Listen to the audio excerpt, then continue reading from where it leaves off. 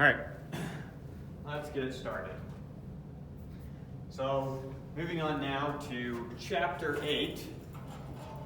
Maybe before we move on to Chapter 8, quick recap for Chapter 7. It can pretty much be summed up in this one formula. Your kinetic energy plus your potential energy, the kinetic energy plus the potential energy plus the work that goes into a system is equal to the final kinetic energy plus the final potential energy, right? Now, we did a lot of examples where using energies, we could then talk about how things were moving. We calculated the velocity of a lot of things based off of all the energy that went into it and how its potential energy changed. We found its final kinetic energy and then thereby found the velocity of the object, right? Yeah. Which is great, and that's a nice way to solve these problems sometimes. But sometimes working with energies can be a bit tricky because energies can hide in a lot of places. And it's hard to know exactly where the energies in the system are and where they went. Like, for example, we know that energy is always conserved, but when I slide a box across the room and then it just stops, friction somehow ate up that energy. And it's a little bit tricky to talk about where that energy went sometimes.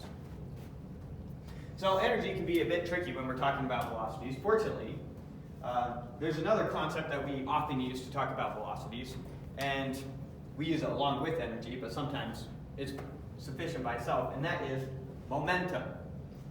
So the same way that we had a conservation law for energy, all energy is always conserved, we'll also discover a conservation law for momentum. Now, what is momentum? Well, its best counterpart that we've covered so far in this class is force. I told you that the net force vector acting on you is equal to your mass times your acceleration vector, right? And so your force vector always points in the exact same way as your acceleration vector. The only difference between these two vectors is a scalar of your mass.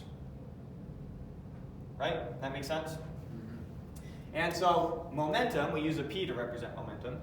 Momentum is your mass times your velocity vector. Make sense? Yeah. Now, with this in mind, let's come back up and look at this equation. Another way I could write this equation is it is your mass times your derivative of your velocity vector with respect to time. Right? And a constant times a derivative of something is the same thing as the derivative of that thing times a constant.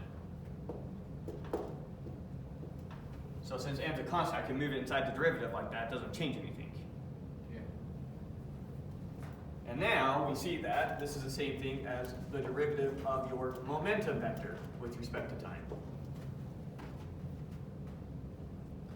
So force produces a change in momentum. Okay.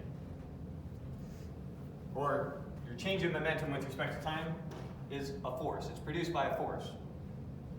So if you know that the net force is 0, you know that the change in momentum is 0. The momentum's not changing. So whatever the momentum is, will stay constant. If the force is 0, the momentum isn't changing, and therefore your momentum function is constant. Constant functions have no change. Yeah. Which is how we're going to get our, how we'll see this amazing result. So let's see why this is so cool. Let's think about some complex system. So you can think about this as a bunch of charged particles. We have a cloud of a bunch of charged particles. You can think about it as a cloud of dust where gravity is just slowly acting on them. Some really complex system where there's a lot of interaction going on. You with me? Now, we're just going to draw 2 particles in the system to focus on for a second. But there's tons of them. Right? And the important part is these particles are somehow interacting with each other. That's the complexity. So for a second, let's just draw 3, and then you'll see how going from 3 to 4 makes this messy real quick. So if we look at this particle, we'll call this particle A. We have 3 forces acting on it. We have whatever external forces from its environment are acting on it. Who knows what those are? So all the forces on A from outside the system, O. That might be gravity. Maybe you're whacking it. I don't know. Something outside the system, something that has nothing to do with the system of particles we're talking about. You with me? Yeah. And then we have the pull particle. So we'll call this particle A, we'll call this particle B, we'll call this particle C. And then we have the pull from B on A, however those are interacting. Maybe it's pushing it, maybe it's pulling it. We'll pretend it's a pull force. So this is the force on A from B, right? And then we have another force on A from C. Similarly, over here on C, we have some outside force acting on it. Who knows what direction, right? And then we also have a force on it, force on C from A. We also have a force on it, force on C from B, right? Yeah. Similarly with this one, it might have some outside force on it. Force on B from outside. And then we have the force on B from C, and then we have the force on B from A. There's all our forces, right? Yeah. Now look what happens if I were to add just one more particle to the system, D. I just have to add one more external force, account for its external force, right? Force on B from external forces, whatever that is. But now I have to account for 3 more forces. And if I added another particle, now I have to account for 4 more forces. And another one, now I have to account for 5 more forces. And really quickly, if we talk about 1,000 particles, little cloud of dust, this gets absurdly complex, right? Now, here's the amazing part. F of C, the force on C from A, is exactly equal and opposite to the force on A from C. So if we were to add up the total force on this system, we would add up the total of all the forces on A, which would be its external forces, plus we add up all the internal forces on A. The internal forces being that and that.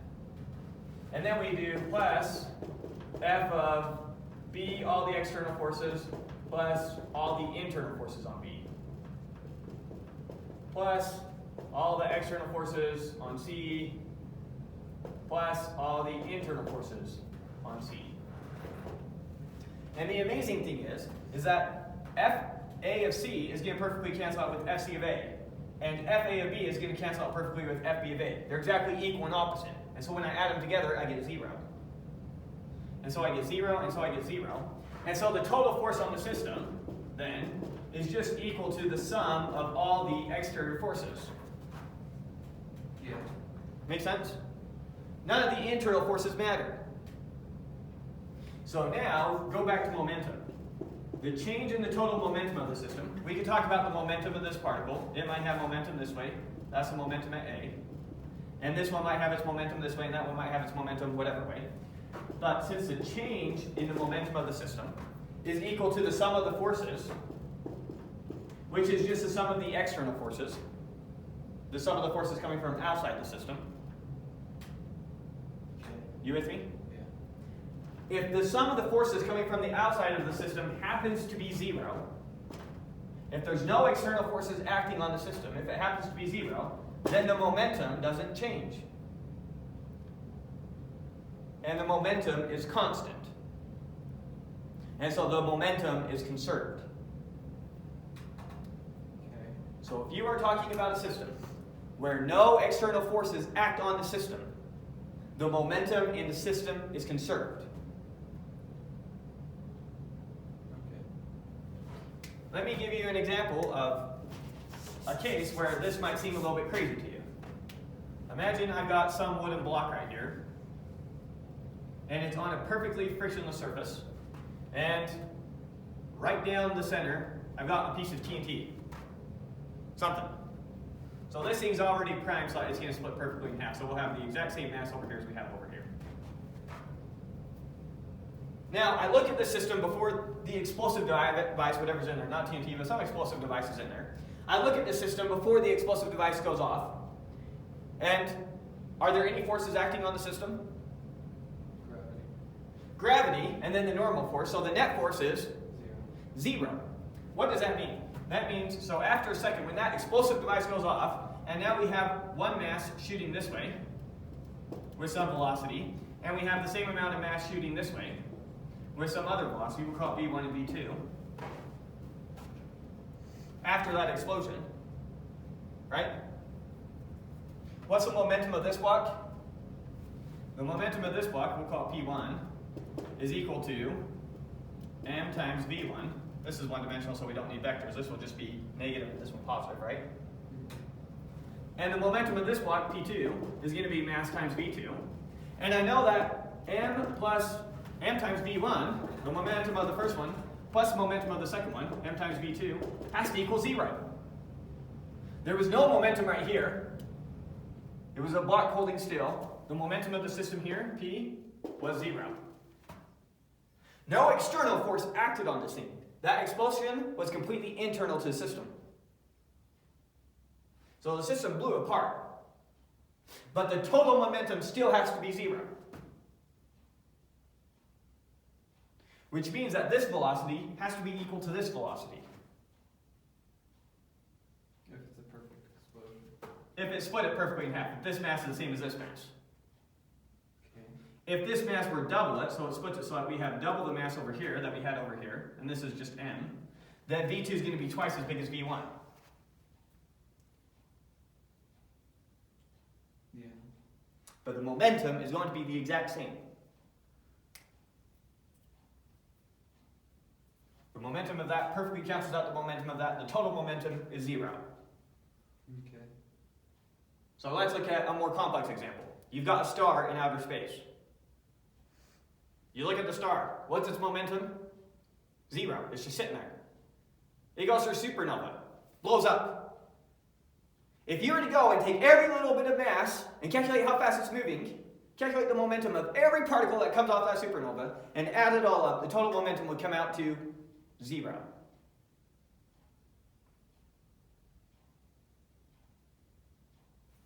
Okay. That's the crazy part. An explosion goes off, and I still know that, the momentum of the entire system, even though all those things are doing all sorts of crazy things, who knows how all those individual particles are moving? We have no clue. But we can still talk about how the sum of all the particles are moving. The sum of all the pieces are moving. Yeah. So what's going on energy-wise, that gets really complex. When that explosive device goes off, that's a lot of potential energy suddenly being released into kinetic energy blowing those things apart. Mm-hmm. And that can be kind of messy to talk about from an energy perspective, but from a momentum perspective, it's very easy. The momentum was 0, the momentum still has to be 0. Make sense? Yeah. So that's a great power in talking about momentum. If the net forces on the system are 0, the momentum is conserved.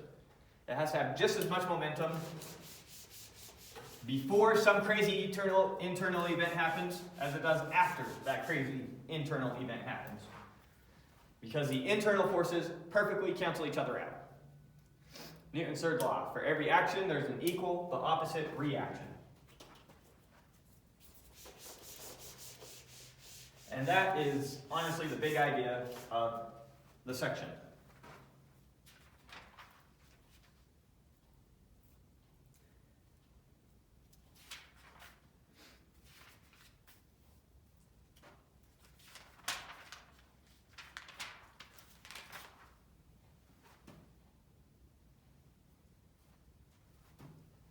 Good?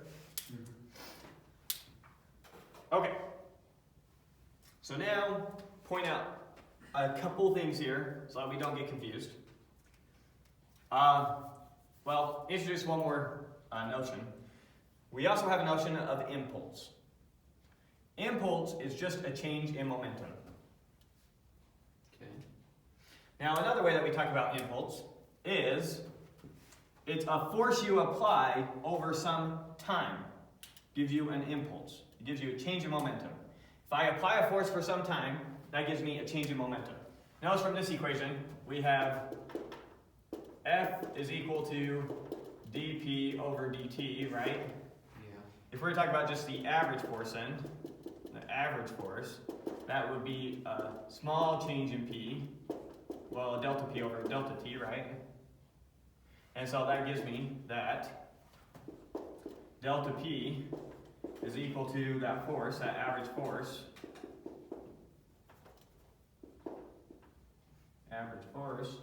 times delta T, right? Yeah. And then we just call that thing momentum. And we're not momentum, impulse, and we represent with the J. So change momentum, we call impulse.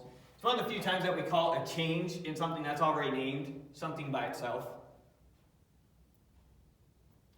Typically, we just say, and it undergoes some change in momentum, or some change in force, or some change in position.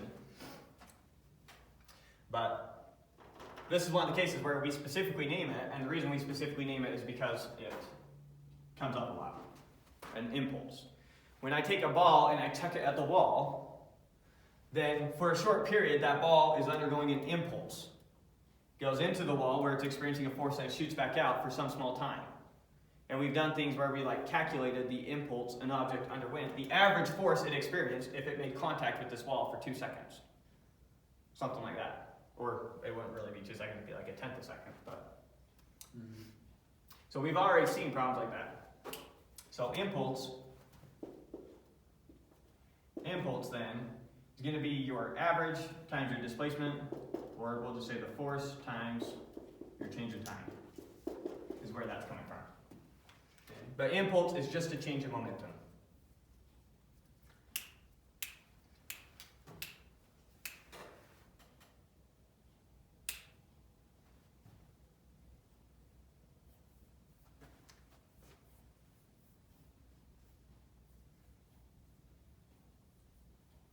Is it a vector? Yes. The impulse is a vector because momentum is a vector, and so when you take a difference of two vectors, that's a vector. If this is vector 1, I don't mean this to be a velocity, we'll just use momentum. This is P1, and this is P2. You remember how to get P2, or P2 minus P1? You just put the tail in it, right? Which way though? Which way? Do I draw it this way, or do I draw it this way? Which one's a vector P2 minus P1? It's going from P2 to P1. It's going from P2 to P1. Are you sure about that? Yeah. If you have P2, and you add on it P2 minus P1, what do you get? I'll give you the right answer, and then it's the inverse of that. Here's P1, and then if I add delta P, which is P2 minus P1, then I should just have P2. Oh, yeah. So you can strap the logic to it. I mean, you know it's going to be one going from the other, and I know it's easy to get confused which way does it go. So you can always just draw one and check real quick. Okay. Anyways, so there's your delta P, and so it's still a vector. When you subtract two vectors, you're left with a vector. Yeah. Okay. Still a couple points I want to make about this.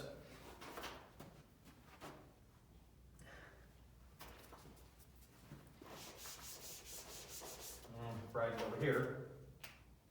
If I do the integral from time 1 to time 2 of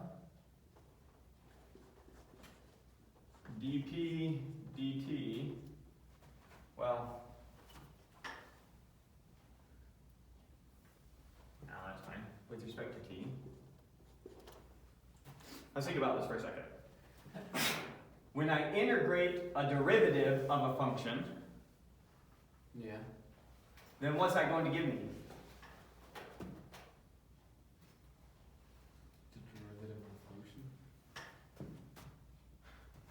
Going back to our fundamental theorem of calculus. If I take the integral of the derivative with respect to x of x cubed dx, you with me so far? Yeah. Well, then that is just equal to and we'll say from A to B, then that's just equal to x cubed evaluated from A to B. Take the derivative of x cubed, okay, that gives me 3x squared. Okay, but now I gotta integrate it, which gets me back to x cubed, Oh, yeah. because an integral undoes a derivative, and a derivative undoes an integral. Okay, so if I calculate this integral, then it's just going to be my momentum at time 2 minus my momentum at time 1. Just using fundamental theorem of calculus, right? Yeah. Okay, and this is the exact same thing as, have it written right here, the integral of my force with respect to time. Because that's Change in momentum is force.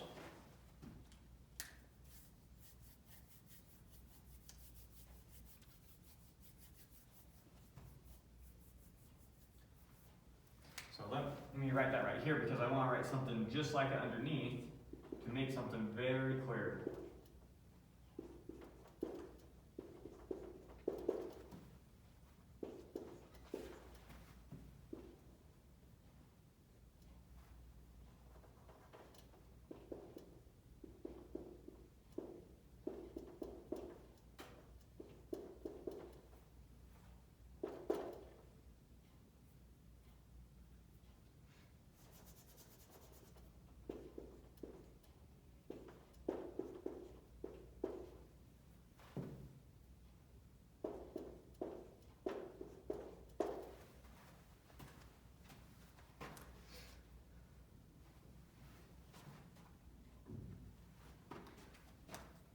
Two very related but easy to get mixed up ideas. The idea of kinetic energy and momentum. Chances are you're at some point going to get confused between these two things. Momentum is mass times velocity vector. Kinetic energy is 1/2 mv squared, right? Yeah. So you see already they're pretty closely related. But things to keep in mind. Momentum is a vector. Kinetic energy is a scalar. How do we calculate momentum? We integrate the force vector over time. That gives us a change in momentum. When we integrate a force vector with our displacement vector, that gives us an energy. This is how we calculate work.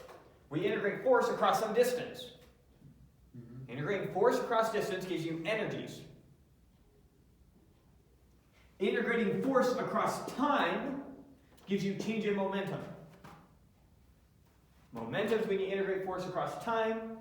Energy is when you integrate it across distances. Energies are scalars. Momentums are not. Okay. Okay? Easy to get confused between these two. They're very closely related. And so, I think now, probably best to just start jumping into some example problems. Unless you have any questions. No, you're good. I don't know if we want to make reference to any of that, so maybe I'll just come over to this whiteboard. The camera.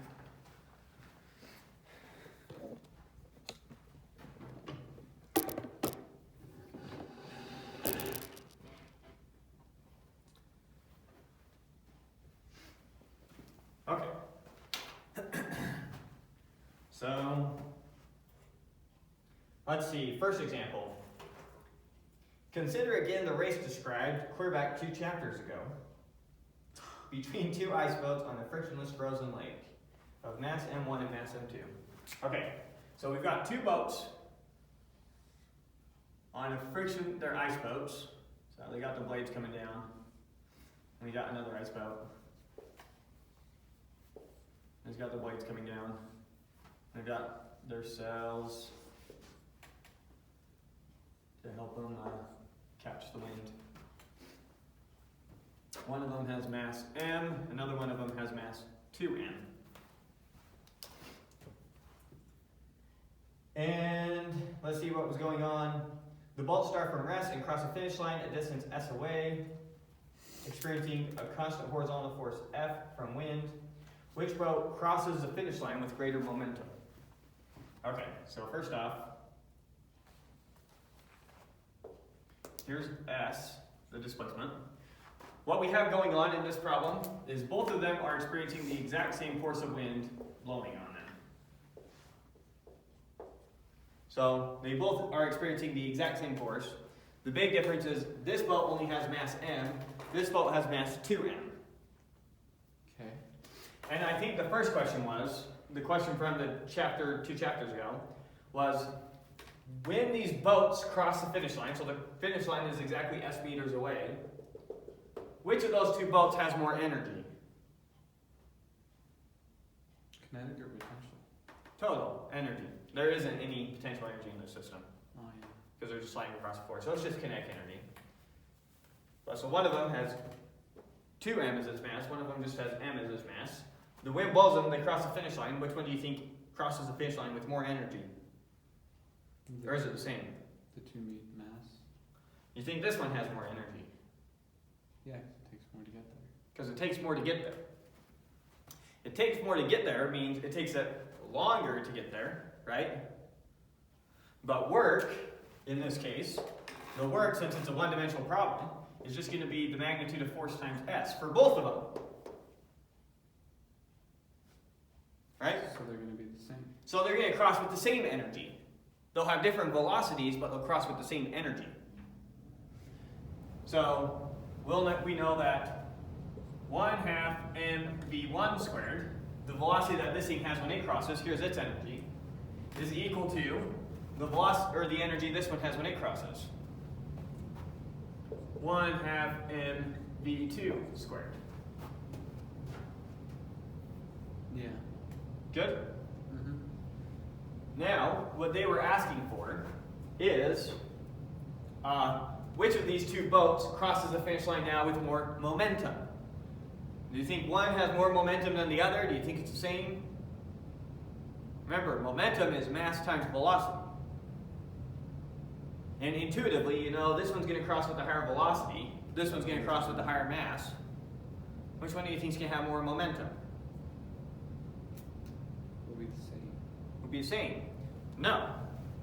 Because our momentum, our change in momentum, is going to be our force times the time it takes it to cross.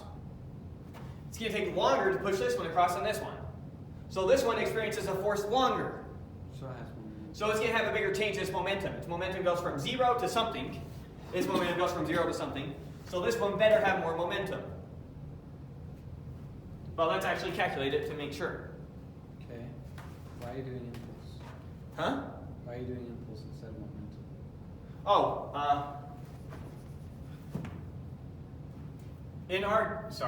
just habit, when you take a force and you multiply it by time, it gives you an impulse. Impulse is P2 minus P1, right? Your final momentum minus your initial momentum. Yeah. In our case, the initial momentum is 0, and so we can ignore that, and we can just say the momentum is equal to this. So momentum, in this case, since our initial momentum was 0, is just force times time. Okay. And so since this one experiences the same force for more time, it's going to have more momentum.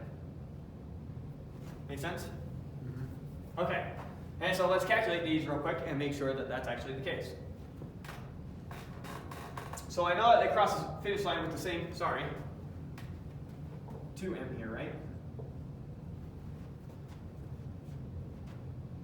Yeah, for substitution. Yeah, this we're calling boat 1, this we're calling boat 2, Mm-hmm. right? So if I know that these two things are equal, let's see, get rid of 1/2 from both sides and get rid of the m from both sides. So I have v1 squared is equal to m times v2 squared. Well, there's 2, and you got rid of the m. Oh, 2, not m. Thank you. So v1 squared is equal to 2v2 squared.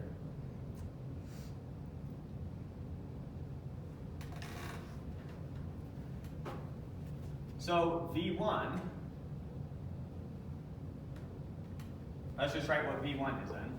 v1 is equal to the square root of 2 times v2, right? Take the square root of that, gives you that. Take the square root of that, gives you that. Take the square root of that, gives you that. Mm-hmm. Okay, so now let's compare their momentums. So the momentum of P1, the momentum of the top boat is going to be m times v1. I'll rewrite it in terms of v2. So both of them are using v2. So it's going to be m times v1, right? And the momentum of boat 2 is going to be 2m times v2. The mass of boat 2 times the velocity of boat 2. This is the mass of boat 1 times the velocity of boat 1. This is the mass of boat 2 times the velocity of boat 2. You with me? And so, let's compare these two really quick. Let me rewrite both of them. This is the square root of 2 times m times v2. And then this one is just equal to 2 times m times v2. And what's bigger, 2 or the square root of 2? The 2. So the second boat has more momentum by a factor square root of 2. Notice you have to increase this one by a factor square root of 2 to get this much momentum. Yeah. Make sense? Okay. So, and kind of the important part was that first intuition check. If they have the same force across the same distance, same energy. If they have the same force for the same amount of time, same change in momentum. Okay.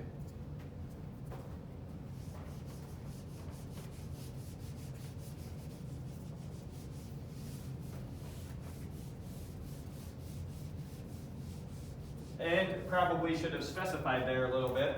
Notice that that was a case where both boats had the same kinetic energy when it was all said and done, but had different momentums.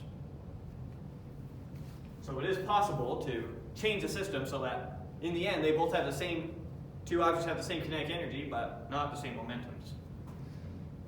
So just because you increase the energy one way doesn't necessarily mean you increase the momentum that exact same way. Okay, that was 8-1, let's do 8-2. You throw a ball with a mass of 0.4 kilograms against a brick wall. So the mass is equal to 0.40 kilograms, I think is what they gave us. Against a brick wall, it hits the wall, moving horizontally to the left at 30 meters per second, and then rebounds horizontally to the right at 20 meters per second. So we've got our wall here. The ball is initially going this way at 30 meters per second, and then the ball bounces off the wall, going 20 meters per second. Okay. Good so far? Yeah. And just so that we don't have to think about as vectors, let's keep in mind that it's 30 meters per second that way, so we're going to call this way our positive direction. Because, just to keep in mind, how much does the velocity of the ball change? 50 meters per second, okay. Let's see what we were after. Find the impulse of the net force on the ball during its collision with the wall. So what is the force? Just the impulse. And then the average force. So first thing we need to calculate is the impulse. Second thing we need to calculate is the average force the wall exerted on the ball while they were in contact. So for part A, we're looking for the impulse. What's the impulse equal to? And the impulse is just equal to the final momentum minus the initial momentum. And I'm just writing these as scalars because it's going to be a one-dimensional problem. So we'll just write, this one has a negative momentum, this one has a positive momentum. Yeah. Okay. So, our final momentum then is the mass of the ball times 20. Minus our initial momentum, which is the mass of the ball times minus 30. I mean, like you would have probably already guessed right out the door, the change in momentum is just the mass of the ball times 50. Which is 20 kilogram meters per second is one way we can write the units. Another way we can write the units of impulse is Newton meters. Newton meters? I think that's right. Yeah, no. Newton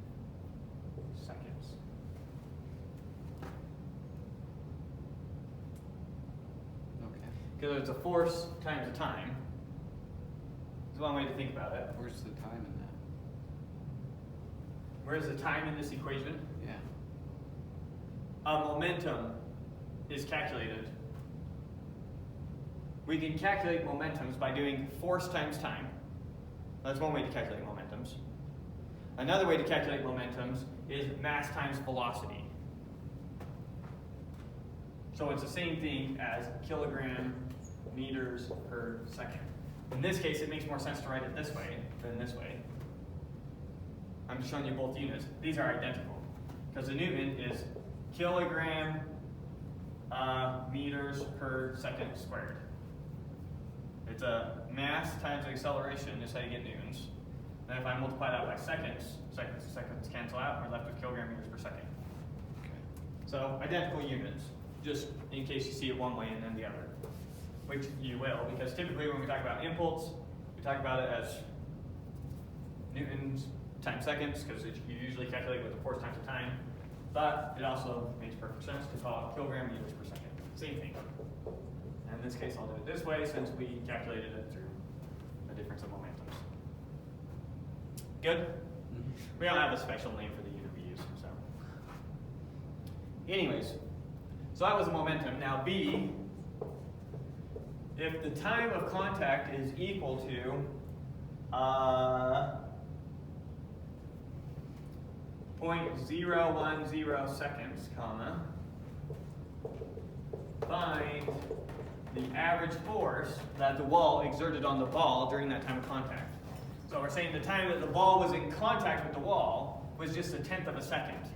What's the average force that the wall had to be exerting on the ball if it produced a 20 impulse? An impulse of 20. You with me? Mm-hmm. So we know that the force times the time is going to give us our impulse, right? Yeah.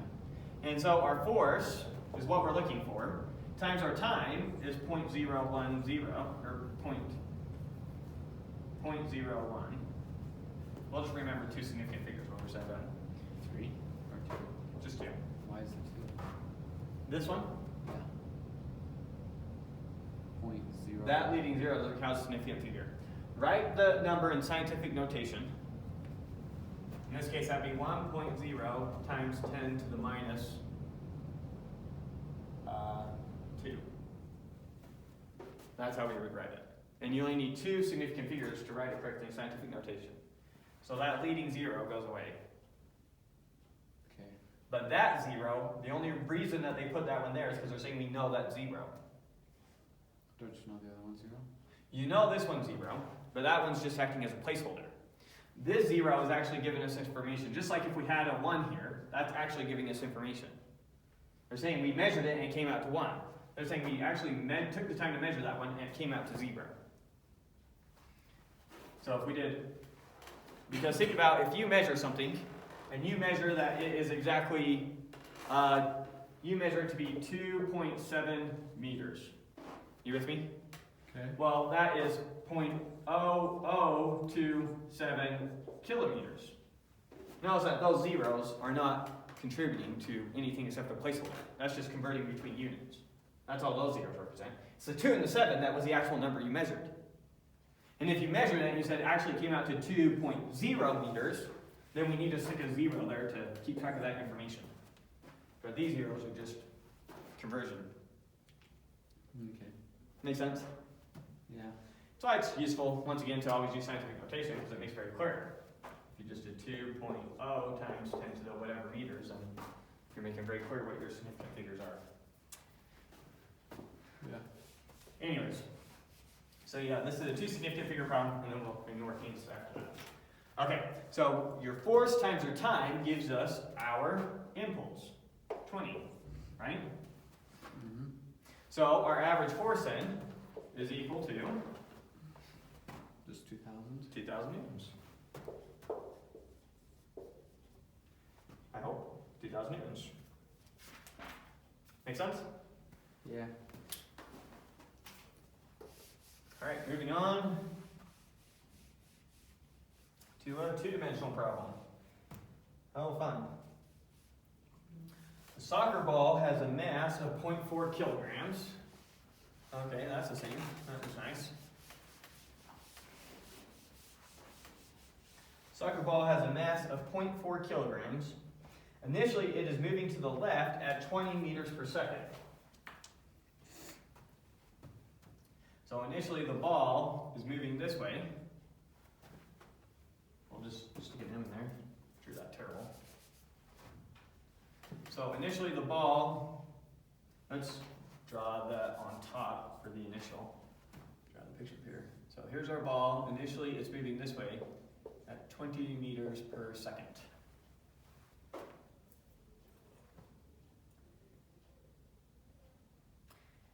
After the kick, so ball's coming towards some soccer player, they kick the ball. After the kick, so the picture after is the ball now is moving up like this at 30 meters per second, and it's doing so at a 45-degree angle. Okay.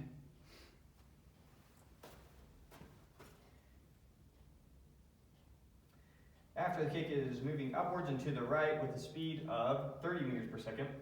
Find the impulse of the net force and the average net force, assuming the time of contact. So our time of contact, once again, is 0.01 seconds. So that's the time of our contact. And once again, we're looking for the impulse that this thing experiences, and then we're looking for the net force this thing experiences. Right? Okay. So impulse, once again, this time it's a two-dimensional problem, so we have to be a little bit more careful. The impulse, and this time two-dimensional, so we can't keep track of the vectors with just signs. We're going to have to actually use vectors now. So the impulse is equal to, once again, the final momentum minus the initial momentum, right? So the strategy for solving this is almost the exact same. You just have to work with vectors. A little bit annoying, but not that bad. Now, we could actually treat these things like vectors, or I could calculate the impulse in the x direction and then the impulse in the y direction and do it that way.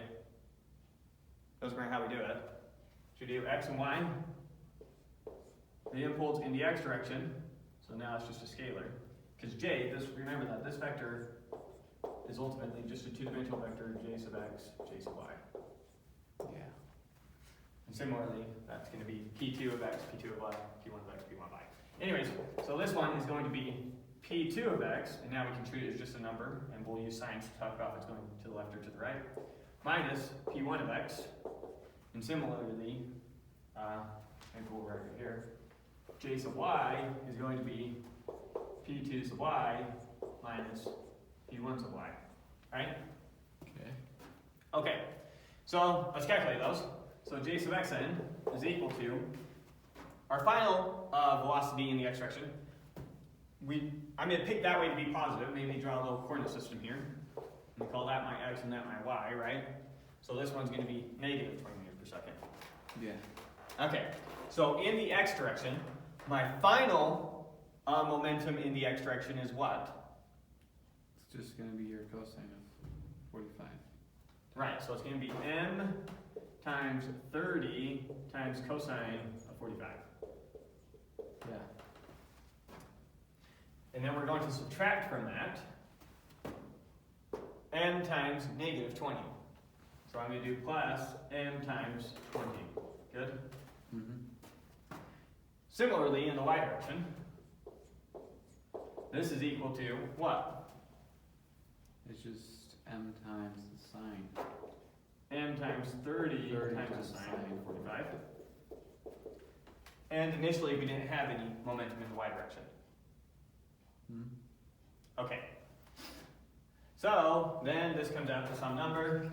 We'll get approximations for these really quick, and then continue from there, because that'll probably make it easier to think about. Actually, I guess we could just use jx, jy as my. Okay. So in the x direction, we have a mass of 0.4. 0.4 times, I'm going to do mass times this plus 20, and just factor out mass. So times 30 30 times the cosine of 45 plus 20. So this one comes out to roughly 16.5. I'll leave it at that for a second. Now y comes out to, we'll just store that next. And then the y one comes out to 0.4 times 30 times sine of 45. And this one comes out to roughly 8.49. Okay. Let's remember what we were doing. Find the impulse of the net force and the average net force, assuming a collision. So we found J of x, J of y, so we could just flat out say that the impulse then is Jx, Jy. So it is those numbers. But that's not all we're after.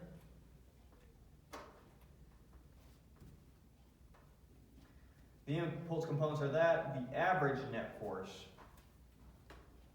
So now let's find what does the average net force that your foot kicking this ball look like? Okay. So your average net force, we can still think about that as your average force in the x direction and your average force in the y direction, right? Nothing wrong with that. Your average force in the x direction, well, this is just going to be,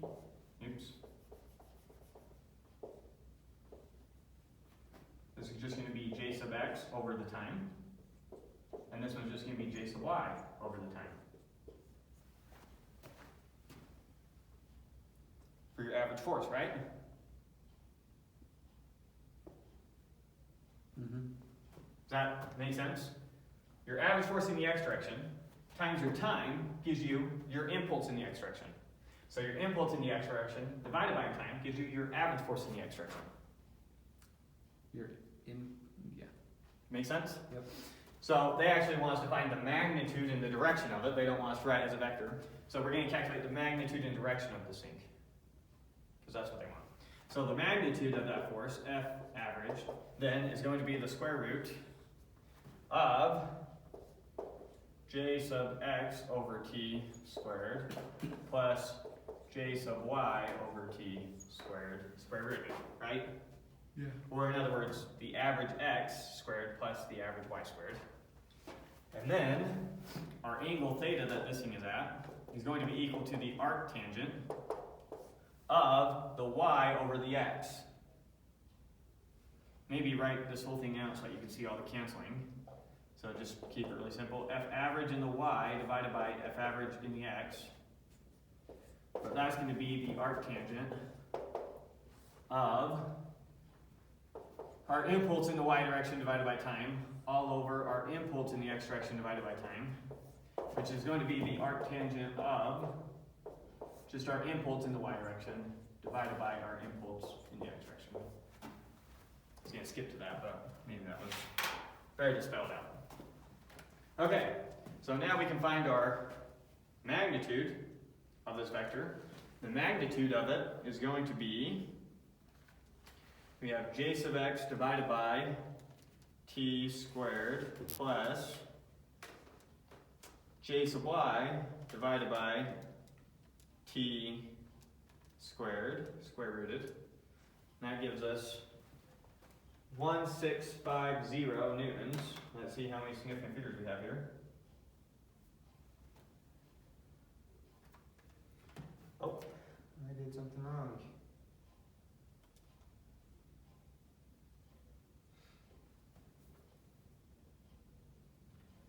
Let's see where we disagree with them. We got the same x that they did. We got that like they did. So I just plugged in for momentum wrong.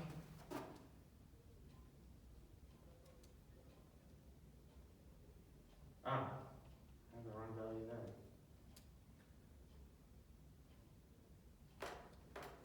Okay, we did everything right. I just plugged into my calculator wrong. Okay. Okay. 1854.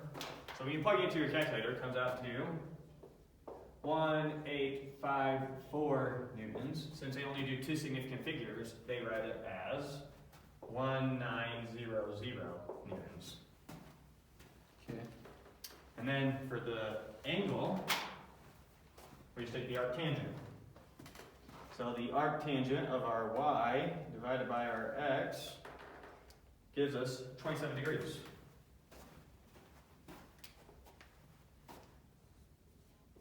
Okay, we did it right. So you exert an average force. If you were to kick this ball, you exert an average force of roughly 1900 newtons at an angle of 27 degrees. Yeah. For a tenth of a second.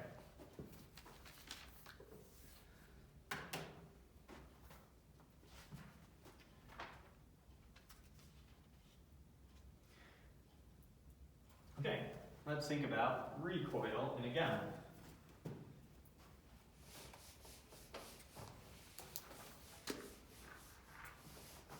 You ever shot a gun before? Yep. And so you felt the recoil that a gun has, right? Definitely. Now here's the crazy thing. Before you shoot that gun, the momentum of the gun is... Before you shoot it, what's the momentum of the gun? 0. 0. Which means after you shoot it, the momentum of the bullet going that way and the momentum of the gun recoiling are the same. You are being hit with the same amount of momentum in that gun in your shoulder, assuming you had one placed on your shoulder, that a person hit by the bullet, assuming the bullet stays in him and doesn't go through him, gets hit. Same momentum. Why doesn't it pull your shoulder off then? Very different pressures, very different speeds.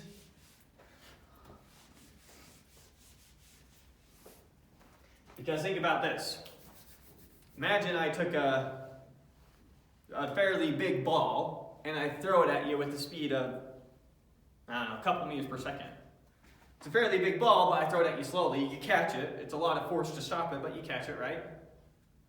Now imagine I take a little tiny needle and I throw it so fast that it has the same momentum as that ball I threw. A lot more pressure on you. That needle's going to go through you. Yeah.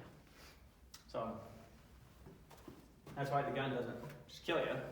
But that's why it's also nonsense when you see in movies like someone gets hit with a bullet and they go flying back. Yeah. No, the momentum they absorb, assuming the bullet stays in them, is exactly the same as you feel in the recoil of that gun. So now you can be bothered by movies. Add that to my list of rocket ships stopping in space. Yeah. Oh yeah, you'll learn a lot of things to be bothered by in movies. But now you can be bothered by guns. Anyways, let's play with guns. Theoretically, of course. Right. Alright. A marksman holds a rifle with a mass of 3 kilograms. So the mass of the rifle is equal to 3 kilograms. We'll worry about significant figures in the end.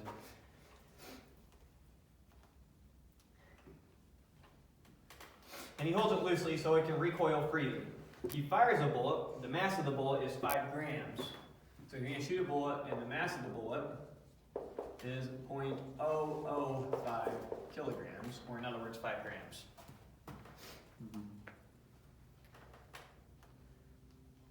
Horizontally, with a velocity relative to the ground of the velocity of the bullet is 300 meters per second. So the velocity of the bullet is 300 meters per second, and I'm guessing they want us to calculate the velocity that the rifle moves back with.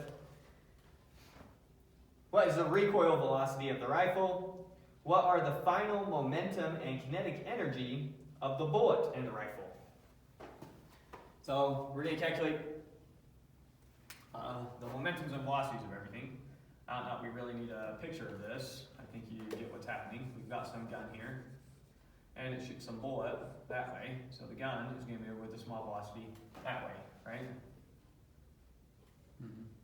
We'll have the velocity of we call it a rifle, and we'll have the velocity of the bullet. Okay. We're looking for the velocity of the rifle. what do we know? We know that this momentum is conserved. So we know that the mass of the rifle times the velocity of the rifle plus the mass of the bullet times the velocity of the bullet is equal to what? 0. 0. Net momentum in the system is 0 since there's no net forces acting on it. Or the momentum doesn't change since there's no net forces, and the momentum when you started was 0 since you were moving the rifle. Okay, so then we're looking for the velocity of the rifle, right? Mm-hmm. So the velocity of the rifle, and we're going to set this up so that that's the positive direction, so we expect the velocity of the rifle to come out negative, right? Yeah. So the velocity of the rifle then is equal to the negative, I'm going to move this to the other side. Oh wait, no, we're solving for this. I'm going to move this to the other side. So it's going to be the negative of the mass of the bullet times the velocity of the bullet, all divided by the mass of the rifle. And when we plug that in, we get the mass of the bullet. So we have 0.005 times 300 divided by 3 gives us, any rough guesses? I don't even know what units. Meters per second. Meters per second? Yeah. How many meters per second do you think it moves backwards? 5. 5? Moves back 0.5 meters per second. So in 1 second, we've gone half a meter. Assuming it had no resistance. Yeah. Just its initial velocity. Obviously, you got your story there to stop it. Anyways, so there's the velocity of the rifle.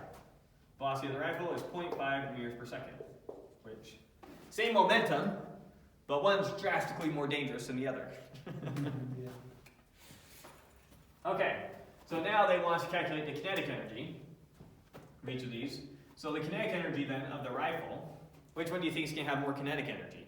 The bullet. The bullet. So the kinetic energy of the rifle is equal to 1/2 the mass of the rifle times its velocity squared. And the kinetic energy of the bullet is going to equal 1/2 the mass of the bullet times its velocity squared. And so we'll calculate these real quick.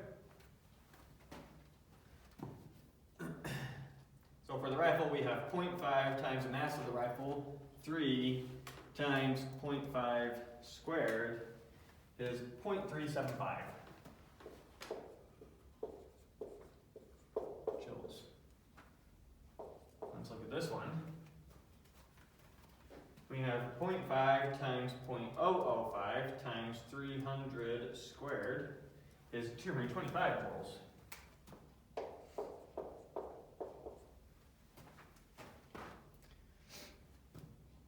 So notice how trying to keep track of the energies in that to get the velocities would have been absurdly hard. This is a very complex thing going on there. You had a bullet inside a gun, some gunpowder goes off and a bullet shoots out. Trying to keep track of all the energies in that system, that would have been a nightmare.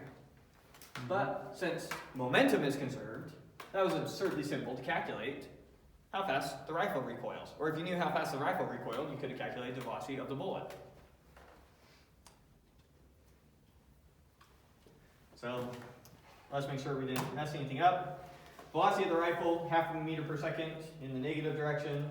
Kinetic energy of the bullet, 225 joules. Kinetic energy of the rifle, 0.375 joules. Sorry, I think we did all that right.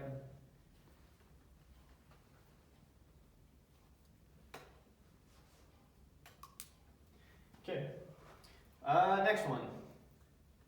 Two gliders with different masses move towards each other on a frictionless track as shown in the picture. Okay.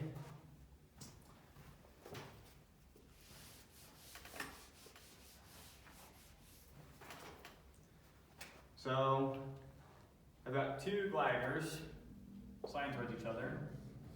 Glider A, we'll just say it has a mass of A, we'll look up the numbers in a second, is moving with a velocity of A towards some other glider with mass B, which is moving towards it with a velocity of B.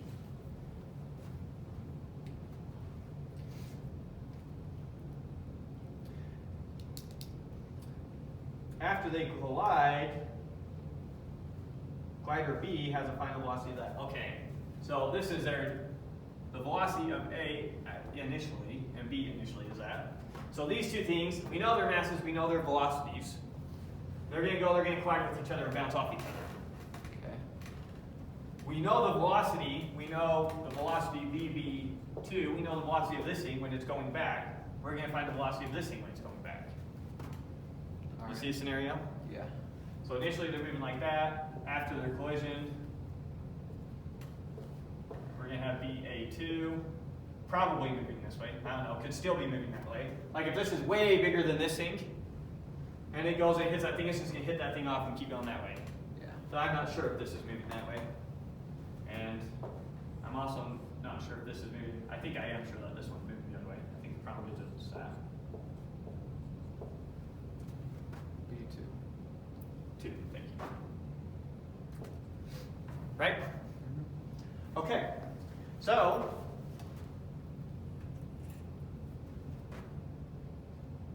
yeah, okay, we said it right. Okay.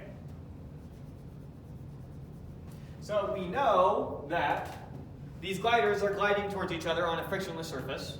They're on some frictionless surface. Same here. And so what are the forces acting on them? Forces acting on it? Yeah. The net force or Yeah, what's the net force acting on this thing? just the velocity? Or none? None. The net force on this thing? None. So we have a system set up where the net force on it is 0, so momentum is conserved. Okay.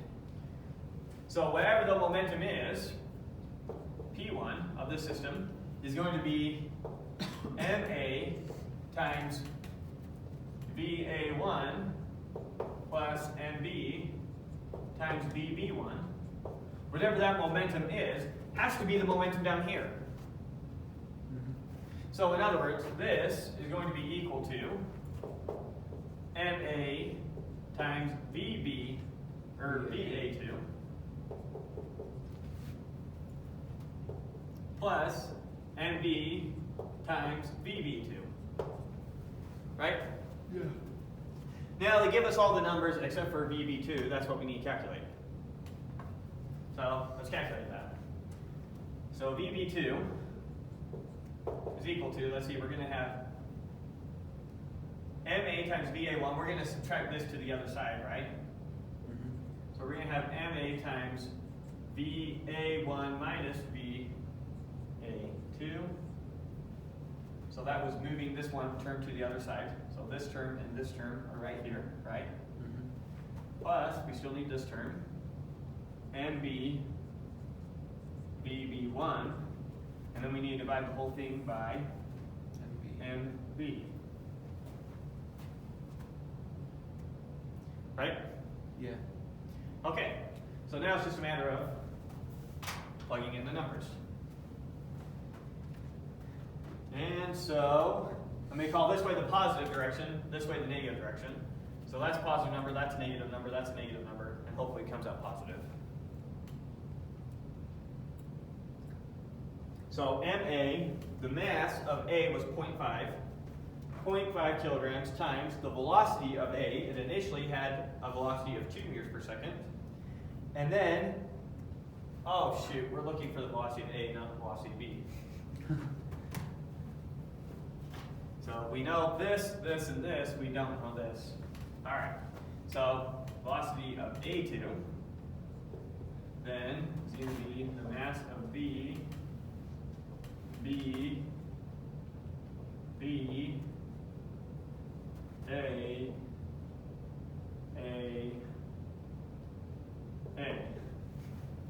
right? Just put your B's in your A's. Yeah. Okay. So now, this time we got the mass of B. The mass of B is 0.3 kilograms. So we have 0.3 kilograms times the initial velocity of B is negative 2 meters per second. It's going that way at 2 meters per second.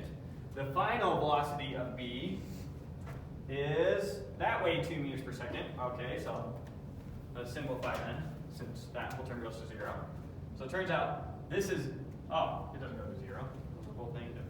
I have negative 2 minus 2. Pause. Good thing I didn't make that mistake. Now, negative 2 minus 2 is negative 4. That's right. Okay. So this was negative 2. This was 2, but we're subtracting. Then we have plus, the mass of A was 0.5 times its initial velocity was positive, and it was also 2, divided by the mass of A, which is 0.5, and we get negative 0.4 meters per second.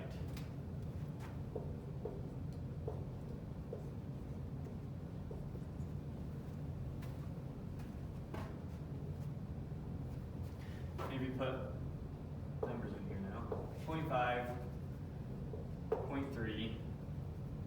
Probably could have easily seen this if we just had written the numbers here. 2, 2, 2, 0.3, 0.5. We could easily think about what is the momentum in the system initially. It's 0.5 times 2, which is 1, minus, because this one's going in the opposite direction, 0.6. Yeah. So our momentum here is 0.4. Look down here, we have VA sub 2 times 0.5, negative, that one's negative. So 2 times 0.3 is 0.6, minus 0.5 times what gives me 0.4. And we need to figure out the what there. And we need to, from 0.6 to get to 0.4, we need a 0.2. We need this to be 0.2. So 0.5 times what gives me 0.2? 0.4. Wow. You just follow what we did before. Okay. Okay, did that. Another collision problem, two-dimensional collision problem. Fine, we'll do this one. Probably should skip this one and just done the one I'm about to do.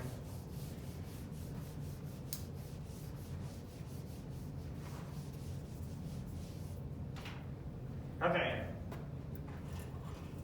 This time it's going to be a two-dimensional thing. So we've got two basically like bumper cars or something. So I've got bumper car A. Here's the situation in the beginning.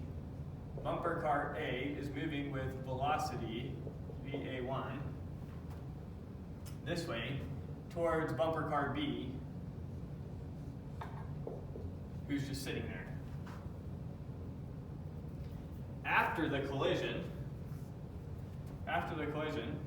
we have bumper car A is moving down this way with the new velocity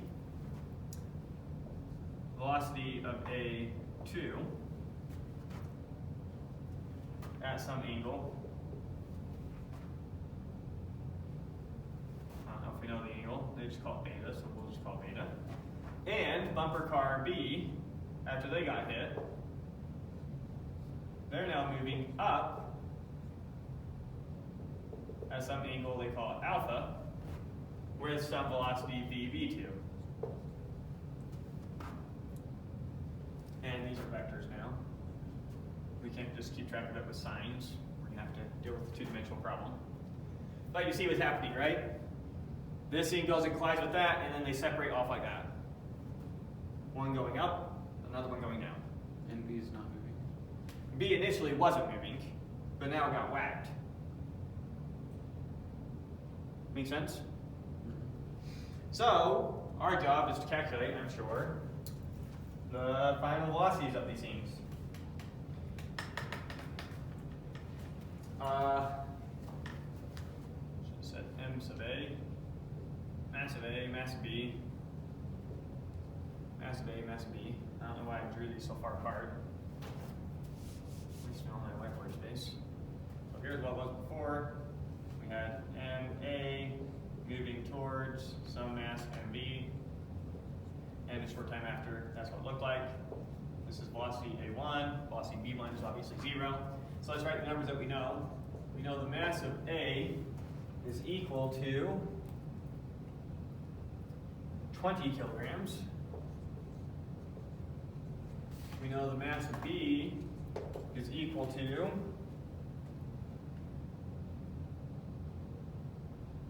12 kilograms. I guess these are like bumper car robots.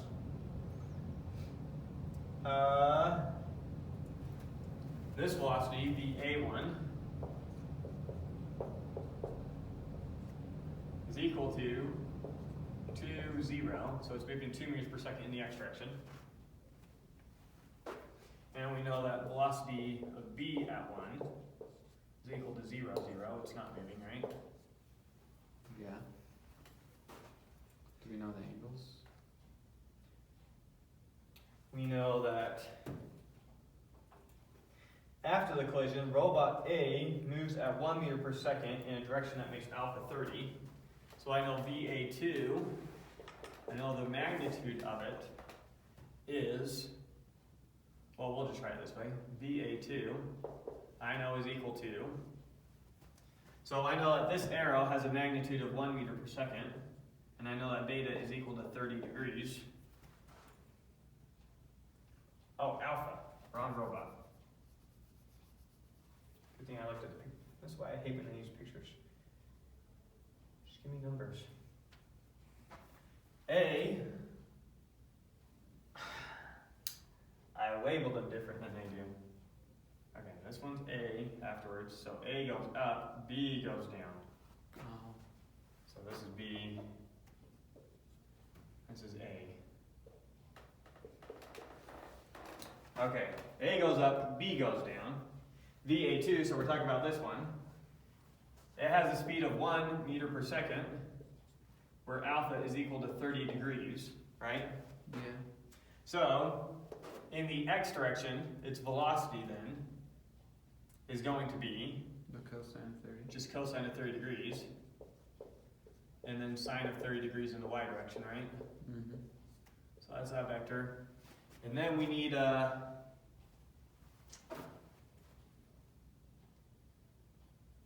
then we're finding the velocity of B now. I think that all makes sense. Yeah. Okay, so first off, we know that momentum is conserved. So we'll do it one dimension at a time. The momentum in the x direction is equal to 2 meters. just ma times va1 in the x direction, right? The starting? Yes, initial. Yeah. So the momentum in the x direction is equal to, just looking right here, the velocity in the x direction, v1 x, right? It's x component. Mm-hmm. Turns out all the velocities that way, but just to be clear. This one has no momentum, so it's just equal to this. Yeah. But momentum is conserved in the x direction, so this is also equal to, maybe just put the p of x with a colon there, not say it's equal to anything, but we're just talking about momentums in the x direction. It's going to be equal to the final momentum in the x direction. Yeah. So that's going to be m sub a times va1 or va2 x plus mb times vb2 x. Okay. Where this is a thing we don't know, right? Yeah. But we know everything else. Mm-hmm. So we can solve for vb2x really quick and figure out what it is. So this gives us that vb2x is equal to, it's going to be equal to this minus this divided by mb, right? Yeah. So this minus this, that's going to be m sub a times va1x minus va2x. That's moving this term to the other side, just factoring out the ma. Yeah. And then we need to divide that by mb.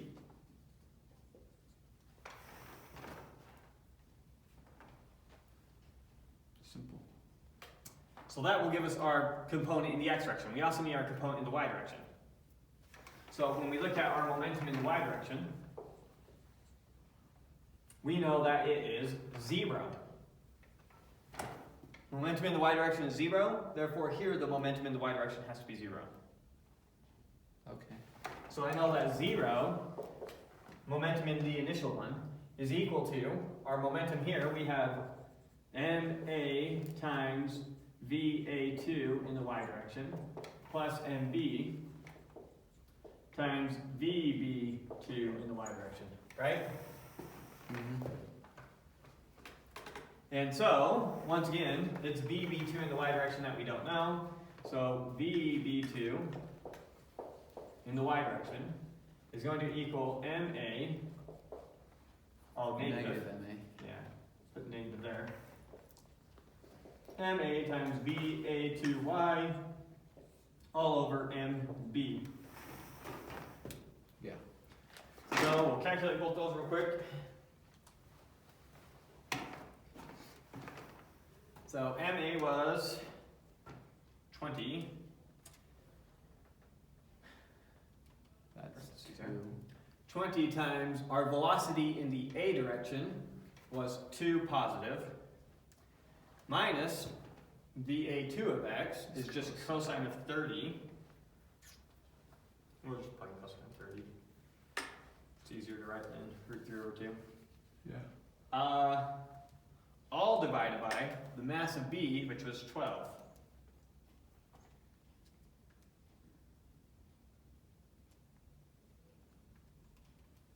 Put a parenthesis in the wrong spot. Okay. And that comes out to 1.9 meters per second in the x direction. This one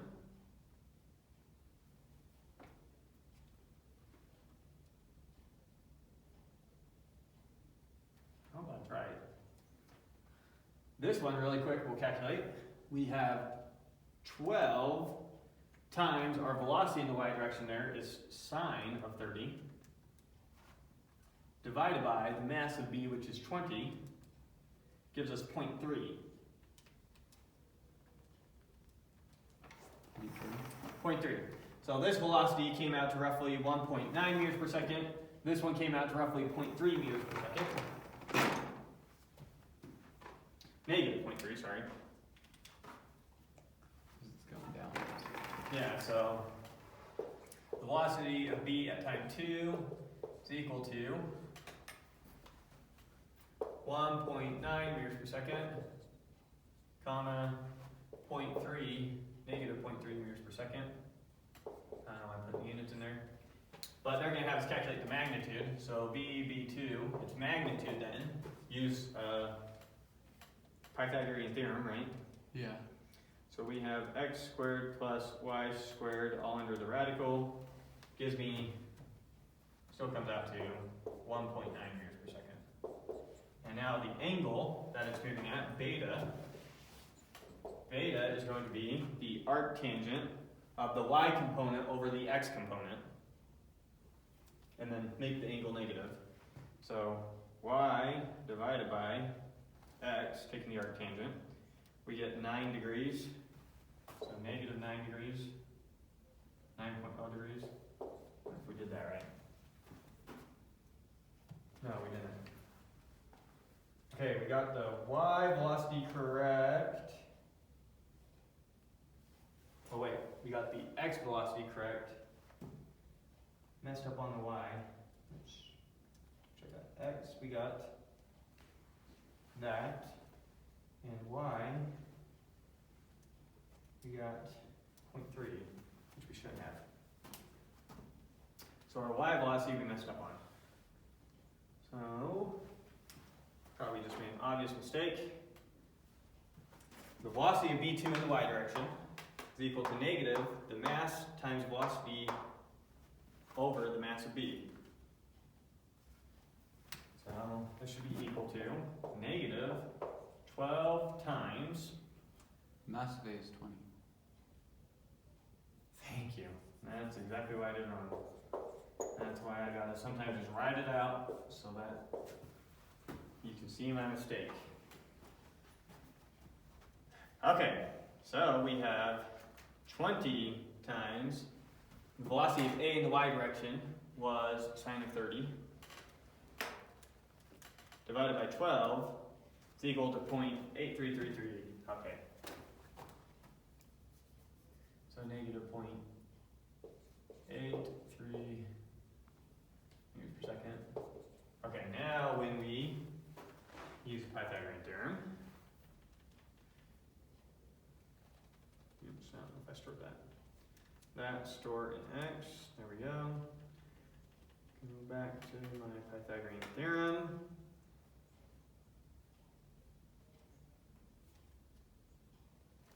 I just stored it in x instead of y. Wow. Alright, let's do it the long way.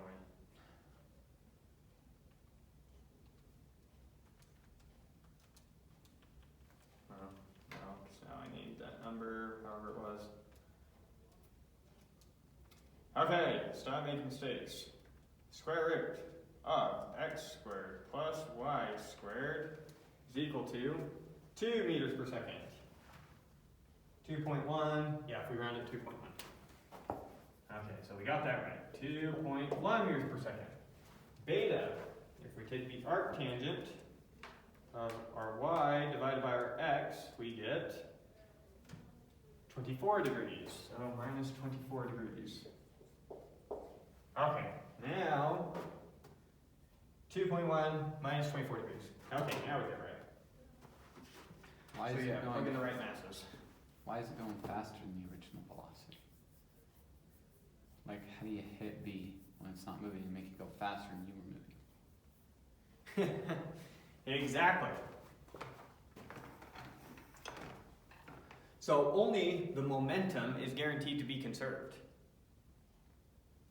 So this one, 2 meters per second, going faster than this thing because it gets a force pushing it up from the collision with this thing. And so its x velocity can't get any faster, but it gets some y velocity. Oh, no, this one's not going faster. This one's going faster. That one's going faster. Yeah, the light one. Okay, yes. Yes, this one can't go faster after collision. This one can go faster than this one after collision because it's lighter. Because it's the lighter. Yeah, it's the one that's 12 kilograms. So MA is only going 1 meter per second when before it was going 2 meters per second. Okay. Good.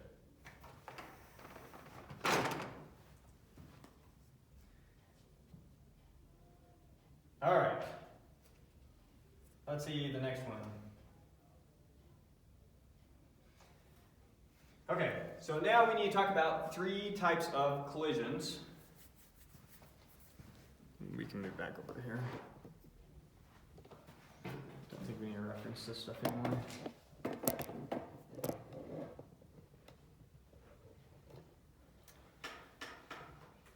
So now we need to talk about collisions. We just did an example of a collision there. And the collision that we did there, a collision where, well, actually, I'm not sure what kind of collision we did there. But roughly speaking, there's 3 types of collisions that we talk about.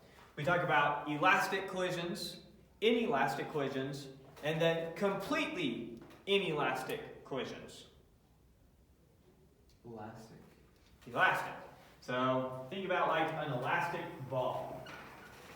Rubber ball, elastic ball. You with me? Okay. When you have an elastic ball and you throw it at the ground, then it basically bounces perfectly back up. An elastic material is a material that if you deform it, it takes back its shape. Like an elastic band, a rubber band, an elastic band. If I stretch it out and let it go, it goes back to its initial shape. So when you collide elastic objects, then,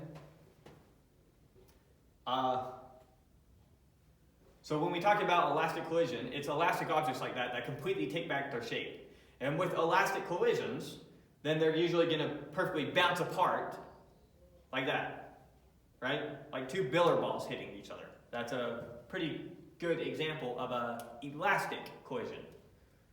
Elastic meaning they have the same shape after the collision as they had before the collision. You with me? Mm-hmm. Now think about 2 cars crashing into each other. Those don't bounce apart and just go opposite ways down the road. Those collide together into one mesh of material now. we call that a completely inelastic collision. So if the two objects are now bound together, so now you call it one object after the collision, we call that a completely inelastic collision. If the objects completely take back their shape afterwards, we call that an elastic collision. And then anywhere in between, we just call it an inelastic collision. It's just not completely inelastic. Okay. So elastic, that's like billiard balls. Initially it looked like this, and then afterwards it looks like this. And then completely inelastic, I have two ends. That's when you have like cars coming towards each other.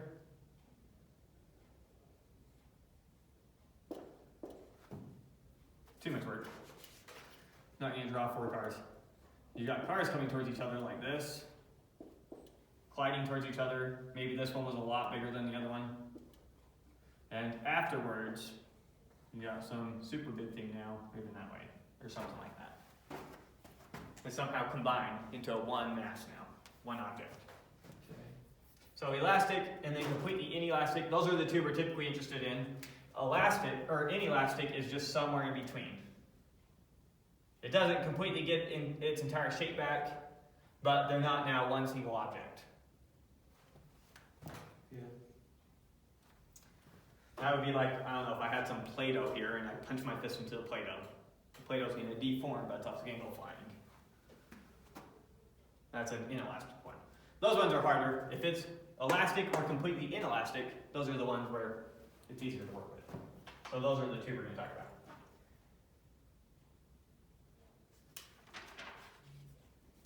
And we've already done a completely inelastic one.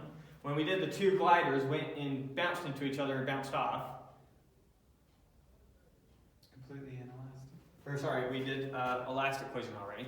When the two gliders bounced into each other and bounced off, that was elastic. Okay. So we've already done elastic collision, so I think in this next example we're going to do an example of an inelastic collision. And I don't know when the author ends up having the conversation, but somewhere along the way he has to have the conversation. We'll just have it now. With elastic collisions, the kinetic energy is also conserved. However much kinetic energy these balls have when they're going towards each other, they also have when they go away from each other. Okay. There was nowhere else for the energy to go.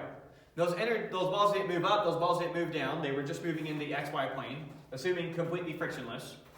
So whatever kinetic energy they have before the collision, they still have that kinetic energy after the collision. When we talk about completely inelastic collisions, kinetic energy is not conserved. Kinetic energy is not conserved. The reason being that a bunch of energy went into deforming materials. When two cars collide, it takes energy, it takes work. I have to do work to bend that car and deform it. Yeah. And I don't get that work back out of it. With a rubber band, when I stretch a rubber band and I do work on the rubber band, I can get that work back out of the rubber band. That's an elastic collision. A billiard ball, when two billiard balls hit, you don't really think about it, but they actually both dent in. When those two things collide, what actually happens is they dent in a little bit, so they're actually dent in. Part of the billiard ball dents in a little bit and then shoots back out. Really? Yes. Huh. And so, same thing happens when I take a bouncy ball and I throw it on the ground. A basketball. Take a basketball, I bounce it, what's happening over and over again. That basketball, when it hits the ground, it compresses the bottom of the ball a little bit, and then that ball shoots back out, causing it to come back up. Mm-hmm. I push it down, causing it to compress, and then it decompresses, coming back up. It's an elastic material. It retakes its shape. So if it's retaking its shape, then kinetic energy is being preserved. If it doesn't take back its shape, if you can't get back out the energy from bending the ball, then now that energy somehow stored in bending it, bending the object like a car. So in these cases, elastic collisions, you also have conservation of kinetic energy. Completely inelastic, you only have conservation of momentum. You do not have conservation of kinetic energy. You have conservation of energy total if we tracked all the energy, but the energy goes a lot of crazy places. For example, when you bend the metal heats up a little bit. And it's hard to account for that energy. So the energy is conserved in this situation. It just is super hard to keep track of where everything went. It's really easy to keep track of the momentum. Here, just the kinetic energy, all the energy stays in kinetic energy. It stays in one form, so it's really easy to keep track of. It's not going all over the place. A little bit is lost to friction, and the two billiard balls hit, and that creates a sound wave. That's taking some of the energy. So it's not perfect, but it's a good enough approximation. Okay, so that's the big difference between elastic and completely inelastic. You can use conservation of just kinetic energy here. Here the energy is going all over the place, and you can just use conservation of momentum. So conservation of momentum and kinetic energy, just conservation of momentum. That's the big difference. Make sense?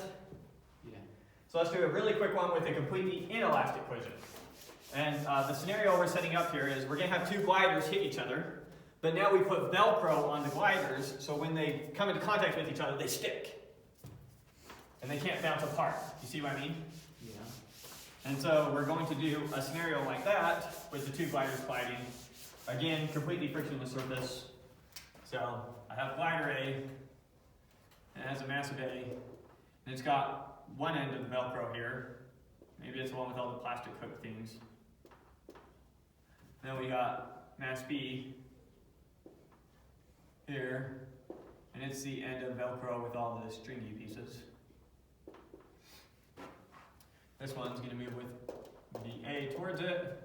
I think it's going to be a completely one-dimensional problem, so don't need to worry about vectors. Just put signs on our velocities and we'll be fine. And it's on a completely frictionless surface. Okay. So we repeat the equation described in that blah, blah, blah. Are you going to give me the numbers? Okay. So writing down our numbers. The mass of A is 0.5. The mass of B is 0.3. VA is 2. VB is minus 2. After these things collide together, then now they're going to be hooked together into one long object, right?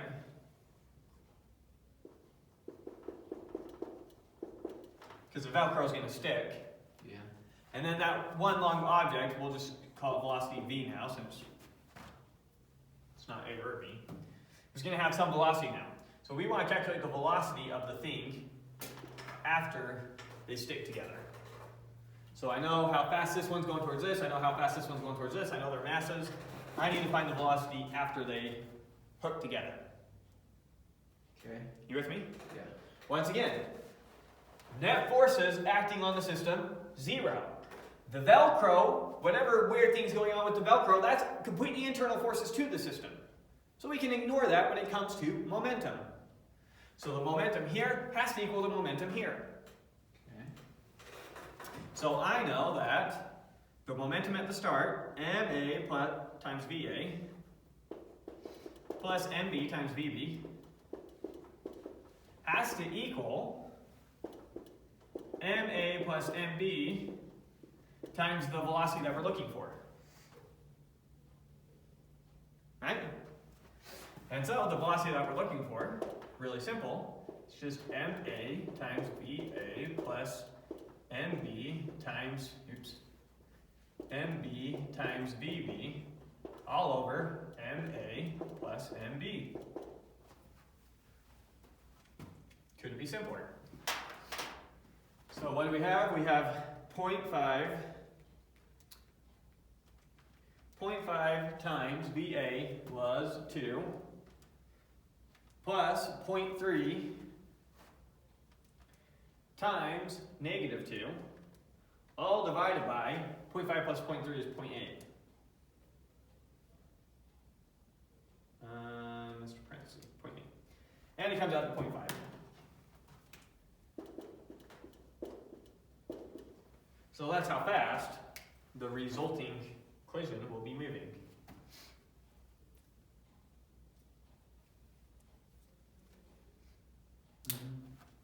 Cool. All right, let's do a more interesting example now, just because something cool that they did historically to measure the speed of bullets. Let's actually figure out how they did this. How did we used to measure the speed of bullets? How fast a rifle could shoot a bullet? You existed, you were a gun manufacturer 300 years ago. One of the things you want to advertise is how fast your guns are able to discharge their bullets. Now, how on earth are you going to measure that? Pretty complex problem, right? Yeah. You don't have lasers or anything like that. You don't really have stopwatches very much. Keeping track of time's hard. What on earth are we going to do to measure the speed of a bullet? So here's how the system works. You have a block of wood, and ideally you have a big enough block of wood that a bullet shot into it couldn't go through it, for sure. We're drawing it way too big. I don't know why I'm drawing such a big picture. Okay, we've got a block of wood. Probably can use space on too. That's gonna go over. We've got a block of wood, and it's hanging from a couple strings on the ceiling. It's called a wooden pendulum. Okay. So a block of wood hanging on some rope from on top of the ceiling, right? And you shoot a bullet. You shoot a bullet, and the bullet is going to go into that block of wood. Mm-hmm. When it goes into that block of wood, it's going to lift that block of wood. Yeah. So after some time, your block of wood might be up here.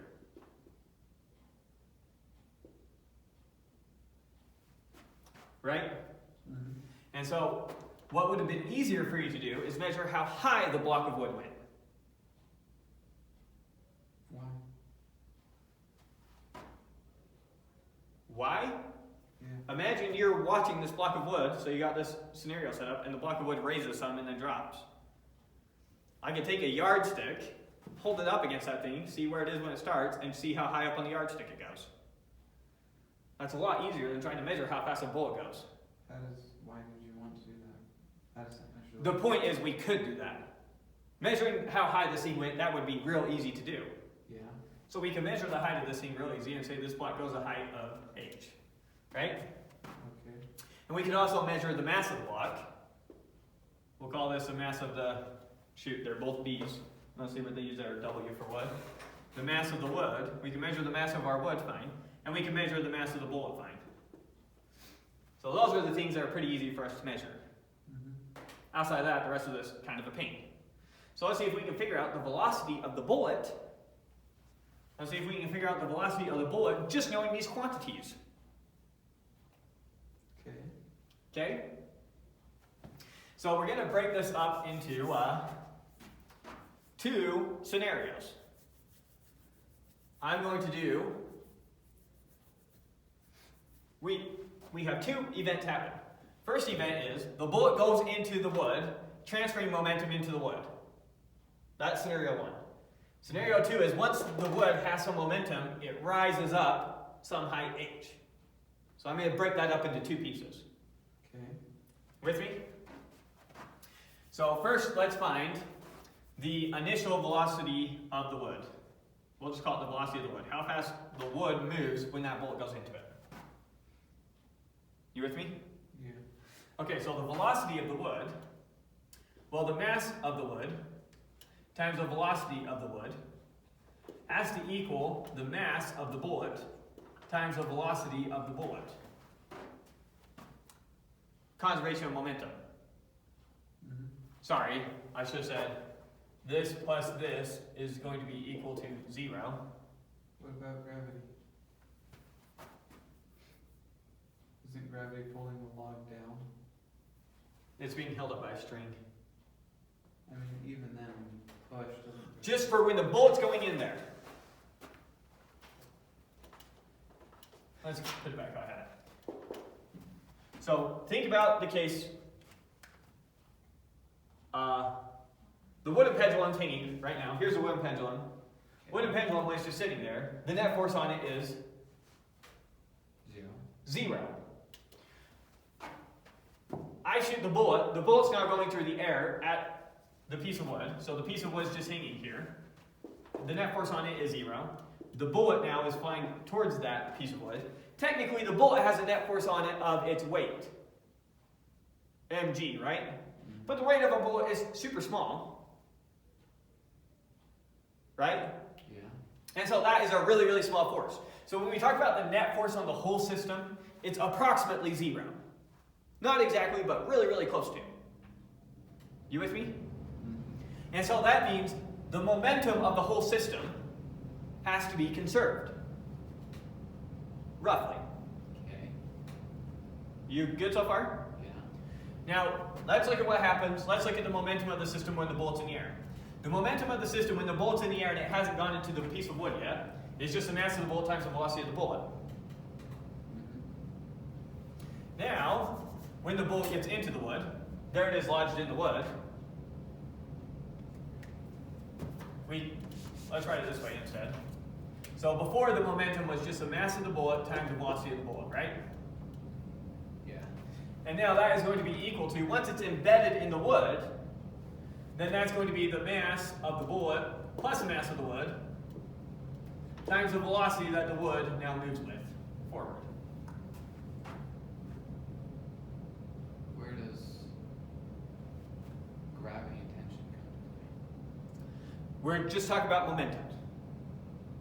Do the forces... Forget the raising part. Forget about that for a second. Okay. I just want to know, forget that this is even hanging. Let's pretend for a second we're on a frictionless surface. That was just sitting there. The wooden block was just sitting there. And I just shot that bullet into the wooden block. And I want to know, how fast does the wooden block go? This is a completely elastic collision. So before, we had the mass of the bullet times the velocity of the bullet plus the momentum of the log before, when the bullet was still outside of it. The momentum of the wood is 0, right? Yeah. So it's going to be is equal to the mass of the wood times 0. Okay. That then is equal to, when it's all said and done, when the bullet is embedded in the wood. Now those two are hooked together, so you have the mass of the bullet times plus the mass of the wood times their new velocity. Okay. And their new velocity we already know how to calculate. And I'm just going to call that the velocity of the wood when it starts moving. Okay. So the velocity of the wood then, the velocity of the wood is going to be equal to the mass of the bullet times the velocity of the bullet all over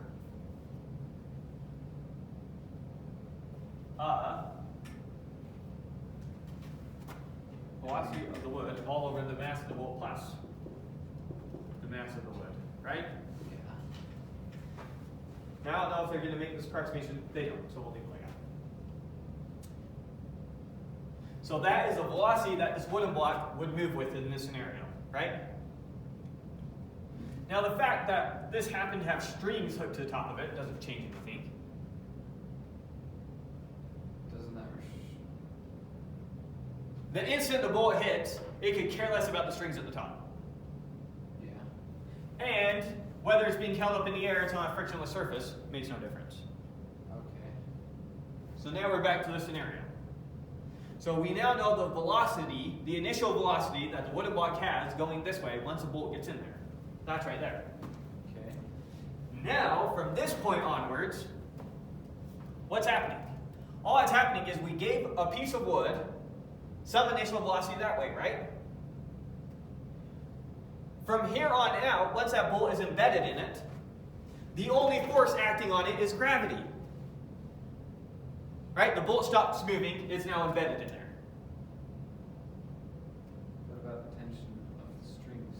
The tension of the strings, yes, there's a tension in the strings holding it up. So there's which is just acting like the normal force. The only thing doing work on it, you could say, is gravity. There's a better way to say it.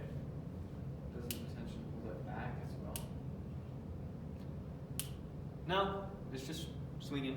We're just using tension to keep it level. Or there's two to keep it level, but it's just swinging. I mean, it holds it back. Okay, yes, it holds it back. How's the best way to say this?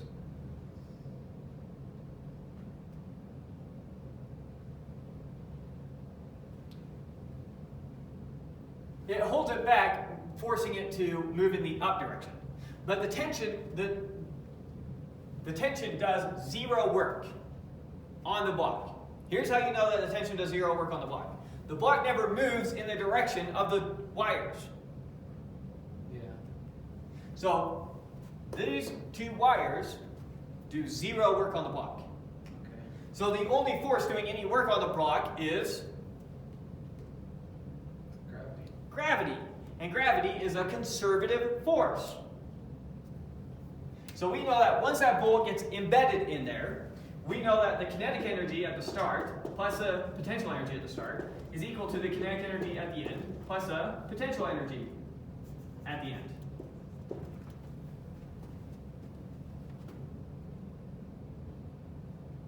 You with me?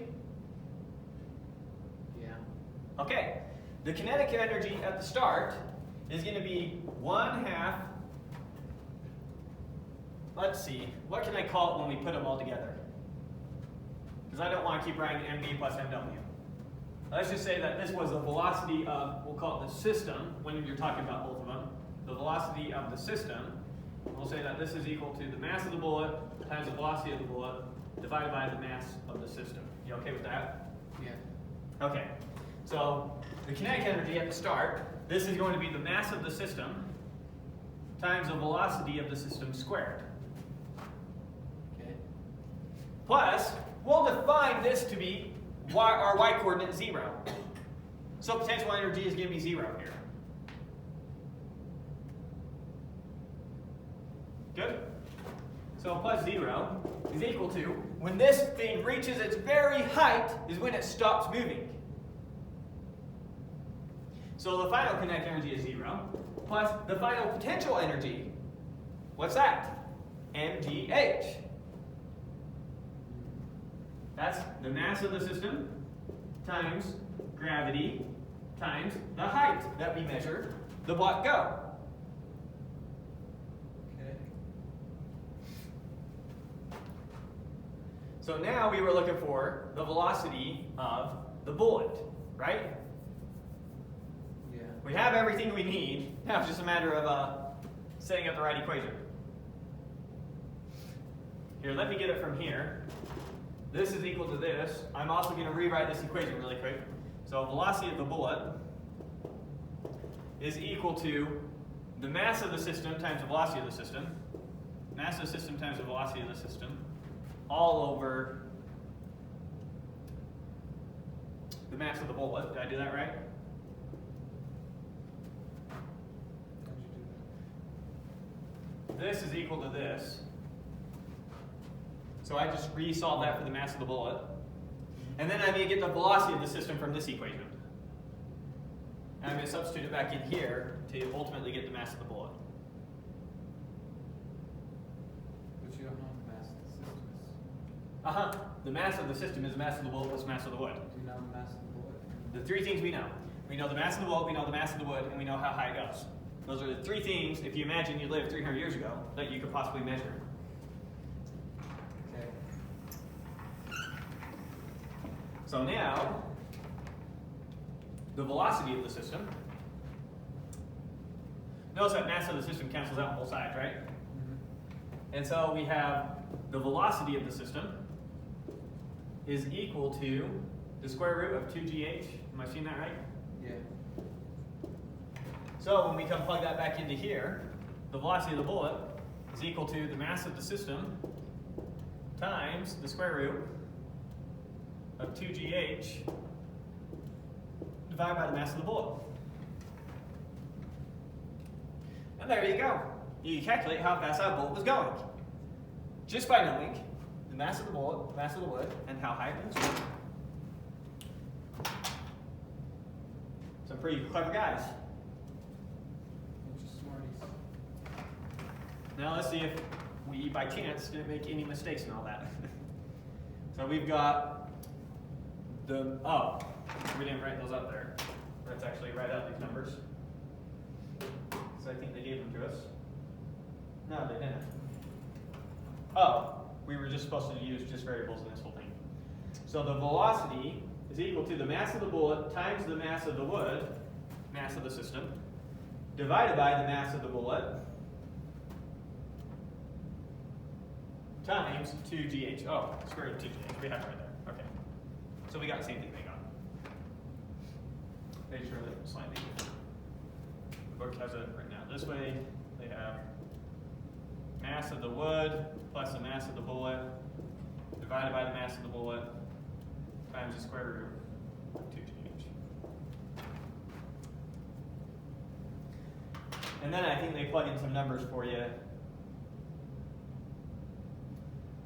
So they say if you happen to use a 2 kilogram piece of wood and it was raised 3 centimeters and your bullet weighed 5 grams, then you would have discovered that your bullet was moving at 307 meters per second. Okay. So that's a cool one. I don't know if we need to do that one. We've already done one a lot like that.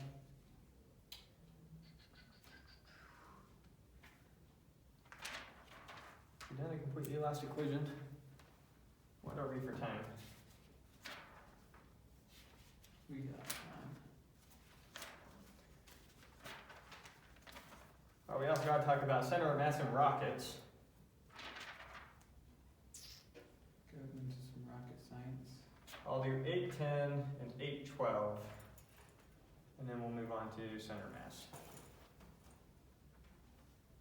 Okay, so we'll just do 2 more examples and move on to center mass. Hopefully they're the harder of the 2.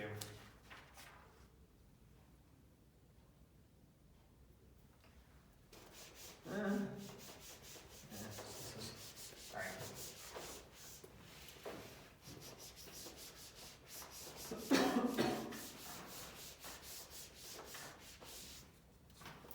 So, next one, we're doing a completely inelastic equation.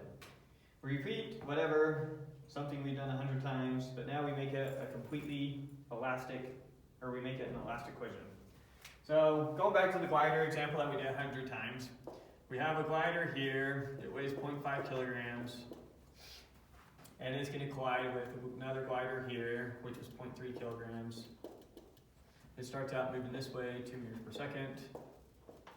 This one's moving this way, 2 meters per second. Oops. 2 meters per second. And they're going to collide with each other. Our job is to figure out what their velocities are after the fact, if this is a completely elastic collision. So you can imagine that this has some sort of spring right here, and this has some sort of spring right here. So when they collide, all the energy is going to go into the spring and then back into kinetic energy. Didn't we already solve this? No, not for elastic. We did it for inelastic where they stick together. Didn't we do another one? We did it for, they just collide. We don't know if it's elastic or inelastic, but we knew the velocity of one of them after the fact. And from that, we were able to figure out the other one's velocity. This one, we don't need to know the velocity of anything after the fact. Aren't they the same masses as the one before? Same masses, same velocity, so we reset up the scenario. So we did the same scenario 3 times. They said, we take 2 blocks, and we slide them together the exact same way, 3 scenarios. One scenario, they just collide with each other and bounce off. Isn't that what this one's doing? No, just regular blocks, no springs. Regular blocks, no springs, so maybe some energy was lost. Maybe this one got deformed a little bit. Maybe it didn't. So it wasn't elastic. Okay. But they still bounced off each other. So they go, they collide, they bounce off each other. And we had to measure the velocity, I don't remember which one, but we had to measure the velocity that one of them moved away with, and it was something like 1 meter per second. And once I knew that this one moved this way, 1 meter per second, I was able to then figure out this one's velocity going the other way. Mm-hmm. Then we did a completely elastic, or a completely inelastic collision where they had Velcro. And in that case, we didn't need to know anything about, we didn't need to measure anything in the end. We could tell you just from the start exactly what the end was going to look like. And now we're going to do it where they have springs on it. So it's a completely elastic collision. And in this case, once again, I don't need you to tell me anything about the final system. You don't need to measure anything. I mean, I can tell you exactly what's going to happen from the initial state of the system. Okay. So when you know it's completely elastic, when you know it's elastic or inelastic, if it's elastic or completely inelastic, you can tell just from the start what's going to happen. If it's somewhere in between, so it's just inelastic, but it's not completely inelastic, I have to make a measurement of one to tell you about the other. Okay. Okay? Yeah. So now we're doing completely elastic collision. Completely elastic collision, we know that momentum is conserved, and we know that kinetic energy is conserved. So that's the two things that we always know. So what do I know? I know that, call this one A, call this one B. I know that the mass of A times the velocity of A to begin with, plus the mass of B times the velocity of B to begin with, is equal to the mass of A times the velocity of A at the end, plus the mass of B times the velocity of B at the end. Momentum is conserved.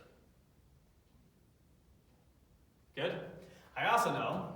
Well, isn't the spring another force? The spring, so it's going to collide and potential energy is going to be stored in the spring, but then the springs are going to bounce back out. So all the energy that goes into the springs comes back out of the springs. That's why we put the springs there. Doesn't that add more force?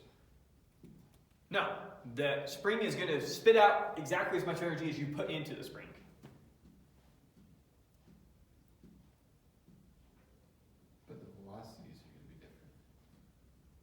Well, we'll see what happens with the velocities. But the point is, when it's all said and done, no energy went into the springs. The spring got compressed, which was energy going in, and then the spring decompressed, which was energy coming out. And momentum is energy? No. Momentum is very different from energy. Then why are we focusing on the energy that was put in for momentum? In this special type of collision, so two things we notice. So first, let's notice the momentum. So we have these two things are moving towards each other. What's the net force acting on the system? 0. So since the net force is acting on the system, since the net force acting on a system is 0, I know momentum is conserved. That's how I know this. Nothing to do with energy. Okay. Okay. Now these two things have kinetic energy. Yeah. They're going to go and their springs are going to collide with each other, right? And get compressed. And then those springs are going to stretch back out, pushing them once again. Okay. So I'm going to convert its kinetic energy into potential energy in the springs as they compress, and then those springs are going to decompress, converting it back into kinetic energy. And that's everywhere the energy goes. Yeah. So all the energy at the start of the system is in kinetic energy. After those things go and collide and bounce back apart, all the energy is going to be back into kinetic energy. Okay. So that's how I know that kinetic energy is conserved. Yeah. I know those for two different facts. They're not related. Very different. So it just so happens that in elastic collisions, both these are conserved. As a general rule, your kinetic energy is not conserved in a collision. That only happens in very special cases. As a general rule, your momentum is conserved. Unless there's some external force during the collision. Yeah. So, very different. So here's my equation for momentum being conserved. The momentum at the beginning is equal to the momentum at the end. Furthermore, I also know that the kinetic energy in the beginning, 1/2 mAVA1 squared plus 1/2 mBVB1 squared is equal to the kinetic energy at the end. 1/2 mAVA2 squared plus 1/2 mBVB2 squared. Right? Yeah. Okay. Now what are the quantities that I don't know? I don't know what this is. I don't know VA2. I don't know VB2. I don't know VA2. I don't know VB2, right? Yeah. 2 equations, 2 unknowns. How do you do that? I take this equation, I solve for VA or VB, and then I plug that into this equation to solve for the other one. And that's how you do this. Okay. So let's do that. We'll solve for V. Doesn't matter which way we go. We'll solve for VA2 here, and then we'll plug it into this one. Okay. So VA2 is going to be equal to, we're going to need to subtract this to the other side, right? Yeah. So first I'll write this one. It's going to be equal to MA times VA1 plus MB times, we'll have VB1 minus VB2 when we move this term to the other side. Okay. Oops. VB1 minus 2, right? VB1 minus VB2 all over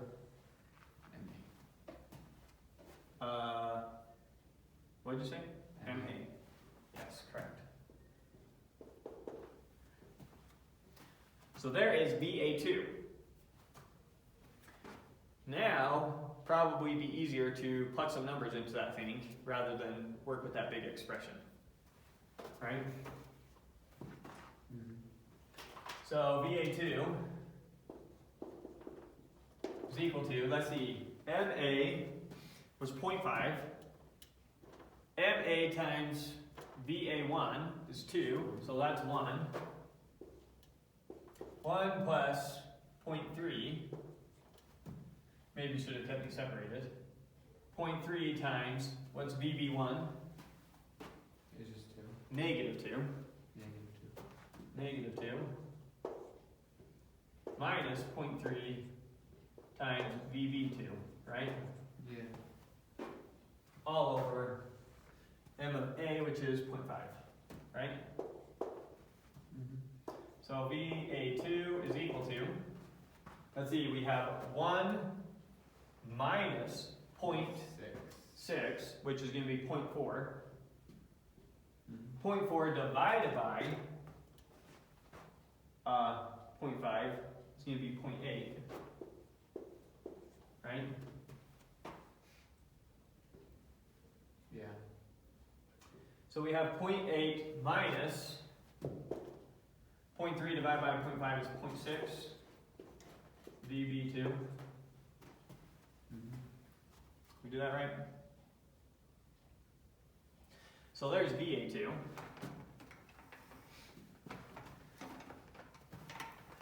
So let's plug it in down here, see what we know. So 1/2 MAVA1 squared. Let's see. That's going to be, maybe come to the left some, probably need to write a lot. 1/2 times, what's MA? I'm going to do everything in fractions. Fractions are just easier to work with. 4/5 and 3/5, right? Yeah. Okay. So we have 1/2 and then MA is 1/2, right? Times VA1 squared, so that's times 4. Yeah. Plus 1/2, oops. 1/2 times 3/10 times 4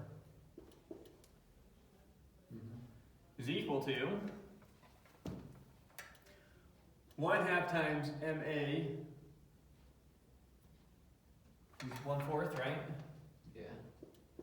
1/4 times VA2 squared, so times 4/5 minus 3/5 VB2 squared plus 1/2 times MB is going to be 3/20,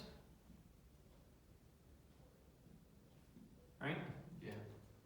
3/20 times VB2 squared. Jesus, this can give me a quadratic equation. One nightmare. Just use a calculator so we don't make any algebra mistakes. Yeah. Alright, so we have 0.5 times 0.5 times 4 plus 0.5 times 0.3 times 4 equals, on this side, 1.6.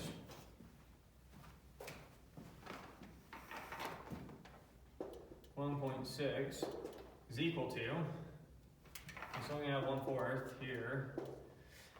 We multiply this thing out, we're going to get 4/5 squared minus this times this is going to be 24/25 VB2 plus 9/25 VB2 squared. That's expanding out that term. Plus 3/20 VB2 squared. Alright. Distributing the 1/4 through all that, we get 1.6 is equal to, so 4/5 squared is 0.64. Or, I mean 1/4 times, no. 4/5 squared is 0.64. That times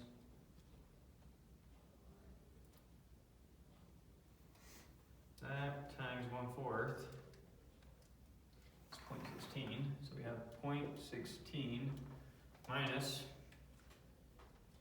24 divided by 25 times 1/4 is equal to 0.24 VB2 plus 9 divided by 25 times 1/4 is equal to 0.09 VB squared, or VB2 squared, plus 3 divided by 20, 0.15 obviously, 0.5 VB2 squared. Okay, so for our constants, moving everything to one side, we're going to have 0 equals, let's start with these ones, 0.15 plus 0.09 is 0.24, 0.24 VB2 squared. Let's see, all our ones with just one term, plus 0.24 VB2. Now we have 0.16 plus, where's all our constants? Is this the only one? 1.6 at the start. So that minus 1.6 gives me minus 1.44. Divide everything by 2.4, so that divided by 0.24 is equal to -6. So I get VB2 squared plus VB2 minus 6 is equal to 0. You good with what I did there? Divide everything by 0.24. Yeah. Okay.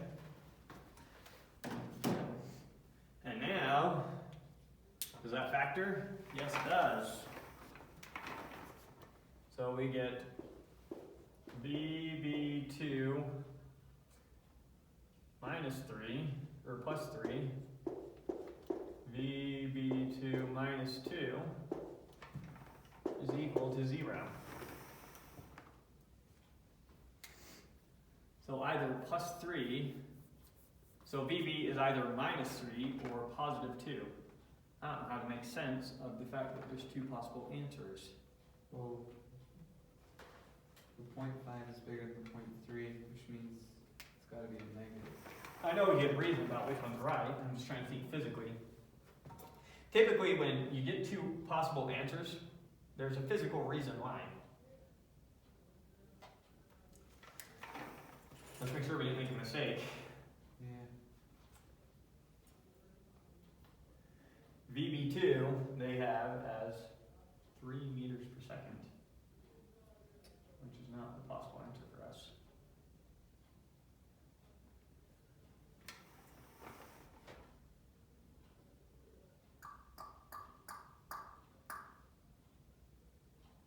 Maybe the coordinate system.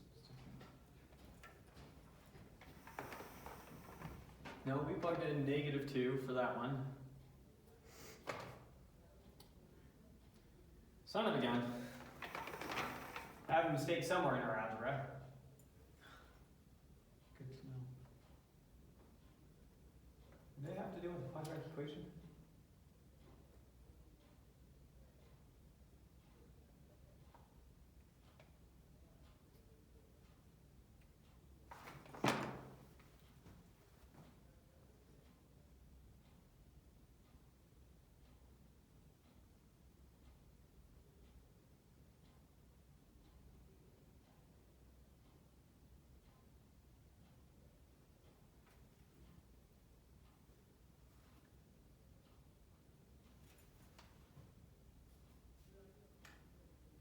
I'm not sure how they get these.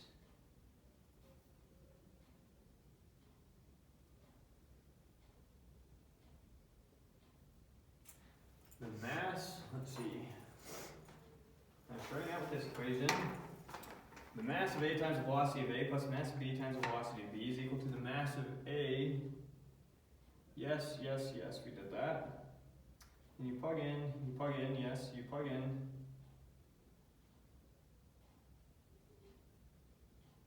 That, you plug in that.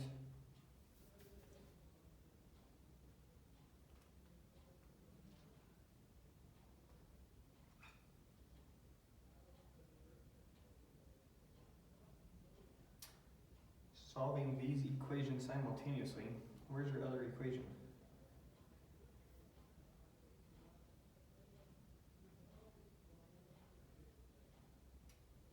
Oh, they just reference it there. Okay, yeah. So they just don't show anything. They say, then you just solve it and here's what comes out. So we got an algebra error somewhere, which isn't great.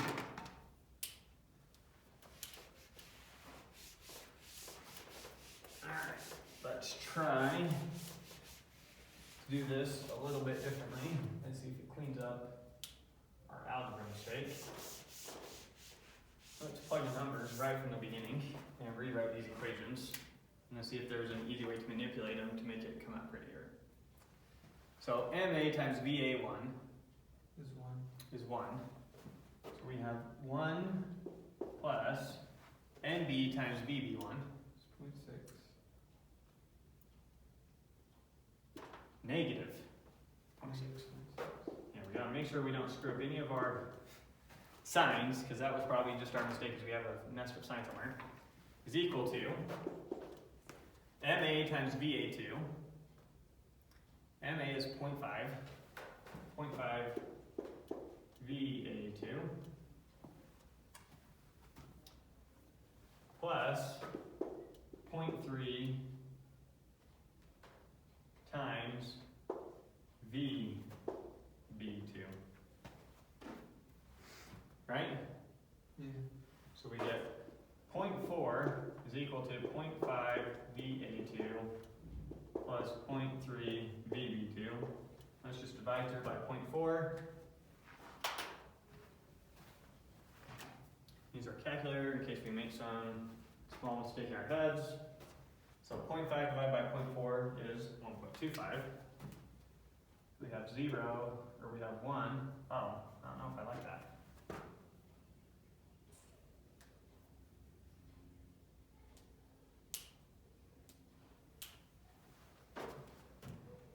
Let's see, when they cleaned it up, they had it like that. They just left it like that. Okay, we'll just leave it like that too. Okay, now let's rewrite out this equation. 1/2 MA is going to be 1/4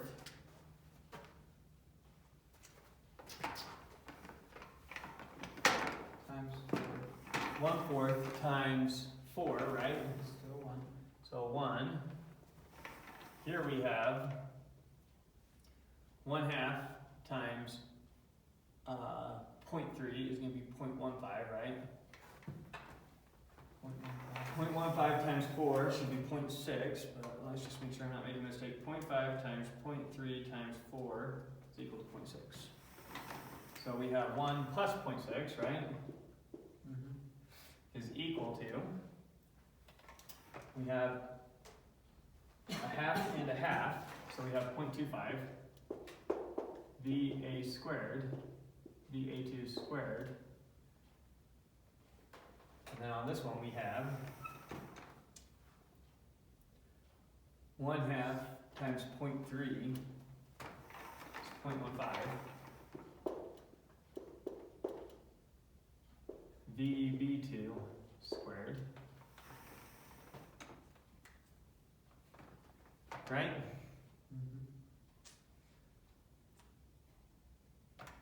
So over here, 1 plus 0.6 is just 1.6. So we can write it as 1.6. Still don't see a way around it. Let's just do it again and try not to make a mistake this time.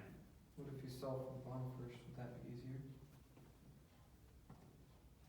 You're saying solve here and plug it in here. Plug it in, just because you want to have to deal with the squares. You got to with it eventually, because we're going to get the square root of some number. If we solve for what is squared, then we have to take its square root and plug it into, it's harder to do that way.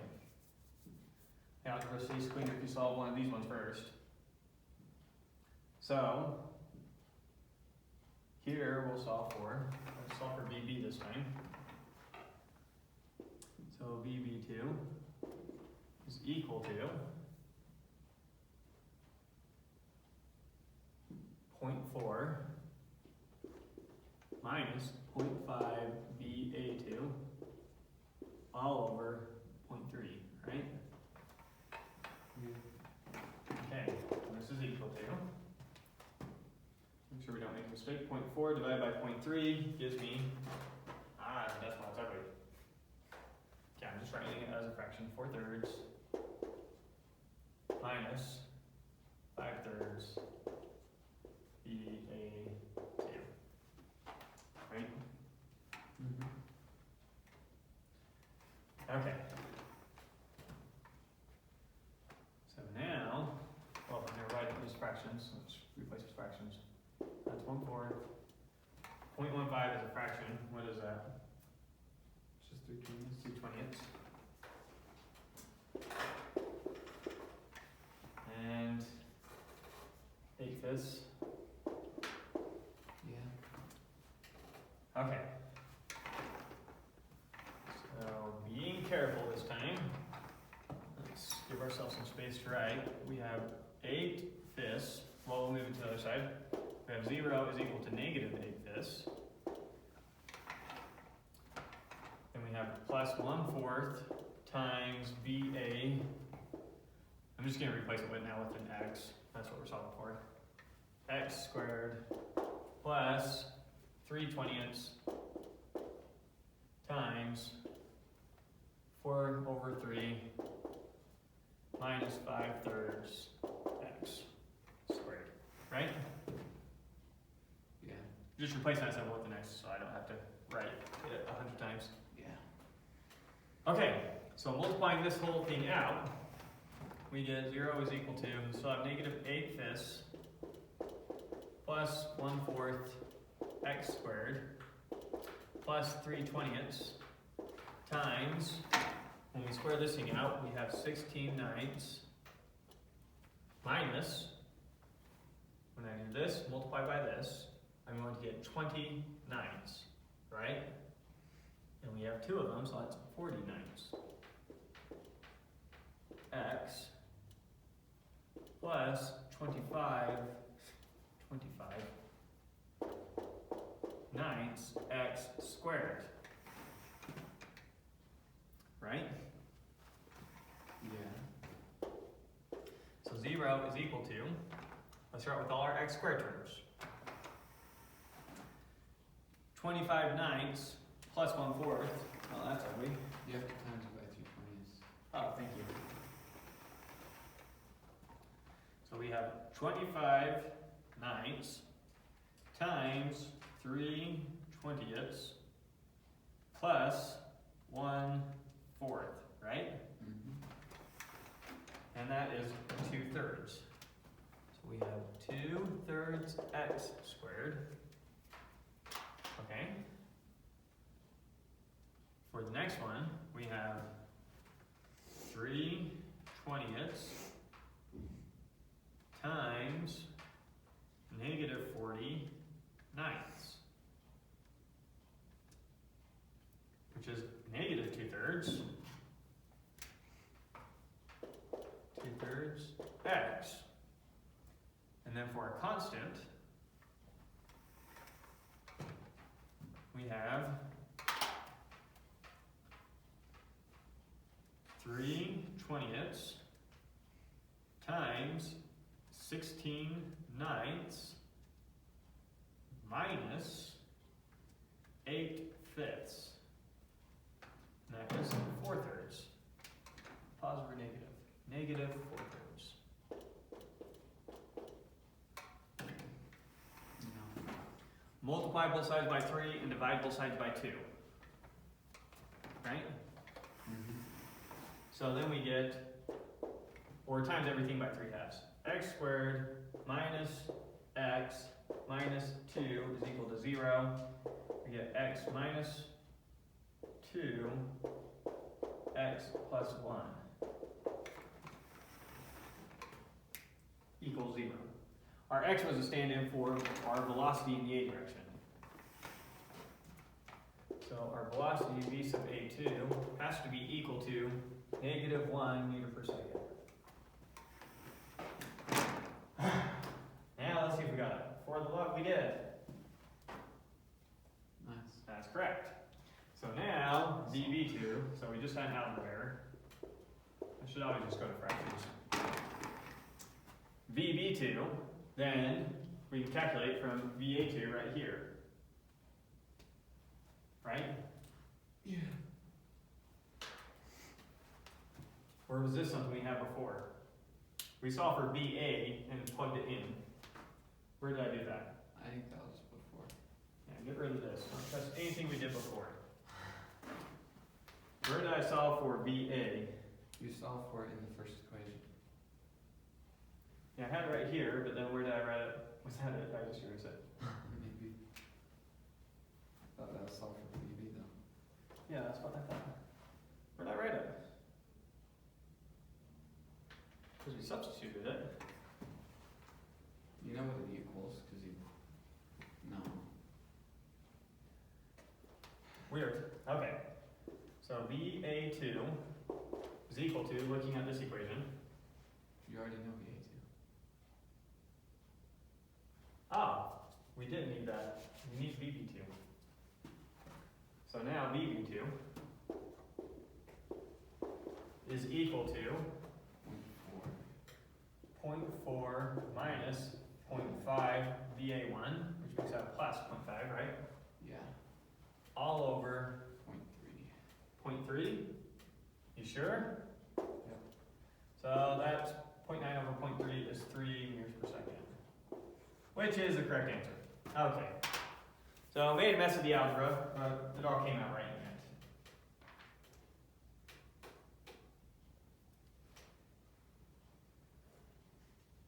Alright, so we did one of them with the last equations. Let's move on now to finding center of mass. Finding the center of mass, and you kind of already have intuition for finding the center of mass.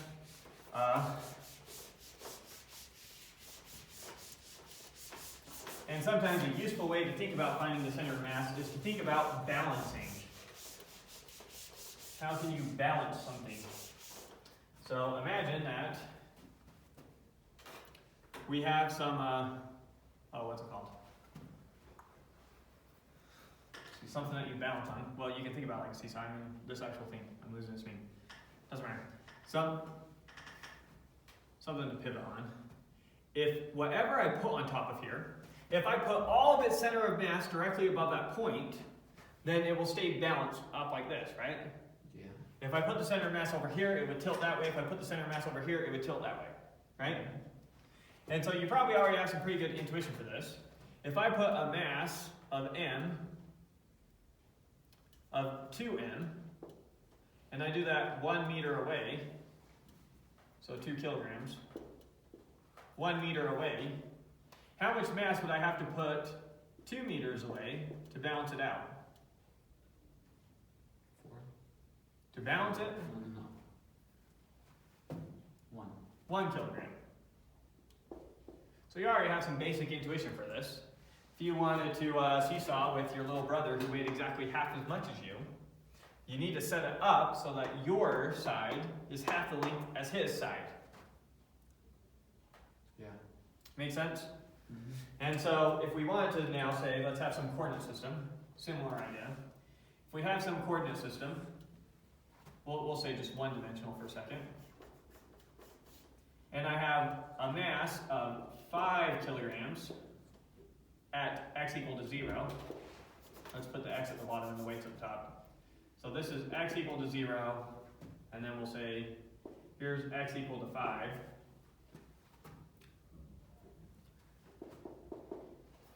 If I put 5 kilograms here, and I put 5 kilograms here, where's their center of mass? The center of mass? Where's their center of mass? If I have a 5 kilogram weight here and a 5 kilogram weight here, where's the center of mass of the whole system? 2.5? It's exactly at 2.5, right? Smack in the middle, right? Yeah. But if we gave you something harder to calculate, let's say that's something like 10 there and 2 there, how do we now find the center of mass?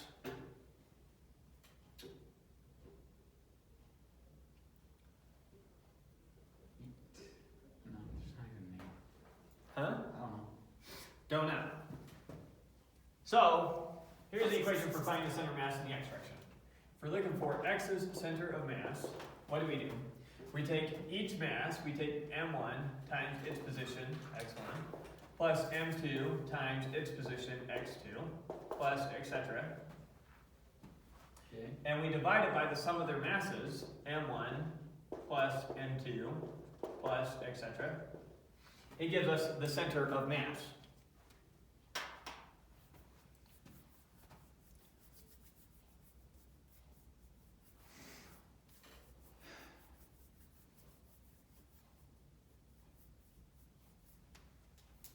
And this can go for... It also works in the y direction and z direction, but let's just play with it in this scenario real quick. In this scenario real quick, you know roughly you have 5 times as much weight here as you have here, right? Yeah. And so it should be shifted a lot closer to this side than it should to this side. Or in other words, if we were to put a fulcrum on this thing somewhere so that you were balanced, if we were to put at the center of the point, I need this length to be 5 times that length. Since this mass is 5 times that mass. Okay. So this is going to be 1/6 that distance, and this is going to be 5/6 the distance. 1/6? 1/6 of the total distance goes here, 5/6 of the total distance goes here. Okay. That way this is 5 times longer than this. Yeah. Intuitively speaking, that's what your intuition tells you should happen. So we'll see that that's exactly what this spits out. So our center of mass in this case is equal to, we have a mass of 10 kilograms, that's mass 1, times, what position is it at? It's at x equal to 0, so that doesn't even come into the equation. Plus mass 2 is 2 kilograms, times its location is 5, all over the sum of the masses is 12. So we get 10 over 12, or we get 5/6. How did you get... Oh. And notice that 1/6 of 5 is 5/6. 1/6 times 5, 5/6. So that tells you how far away it is from the end That tells you the center of mass in your coordinate system. in your coordinate system. I set up the coordinate system so that this was x equal to 0. But the center of mass is at 1/6, not 5/6. But the center of mass is the distance. It's 1/6 the total distance. Okay. What was its coordinate point? 5/6. 5/6. 5/6. This is coordinate 5, so this is 5 meters. Oh, yeah. Okay. Sorry, you probably couldn't see my coordinate system very well. And we'll see, this still works even if we change our coordinate system. Let's change our coordinate system. So let's say we're going to call this point x equal to 100. Okay. And so now this becomes x equal to 105. Alright. Good? So let's resolve it and see that we get the exact same thing. So now we're saying our center of mass, x of our center of mass, is equal to, we still have our first mass, 10, now times its coordinate, 100, plus our second mass, 2, times its coordinate, 105, all over 10 plus 2.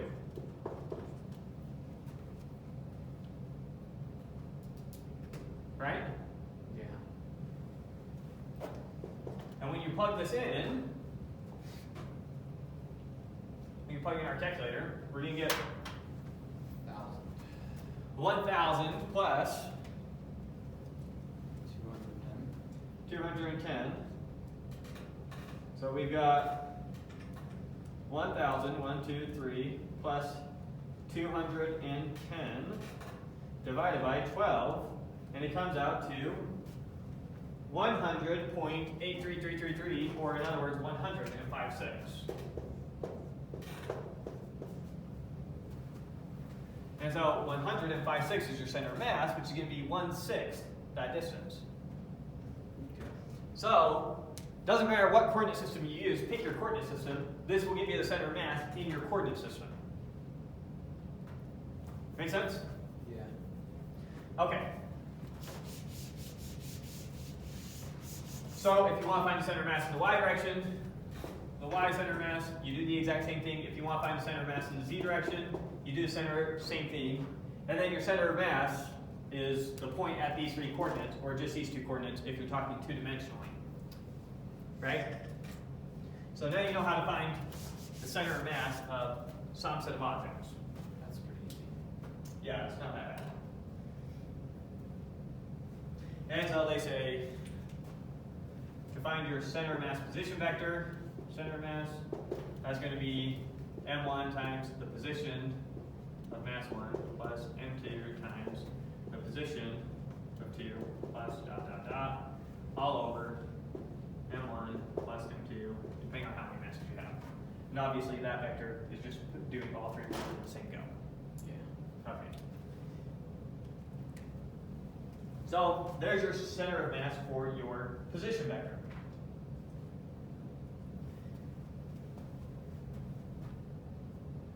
Now, something that we've already done a lot in this class, but,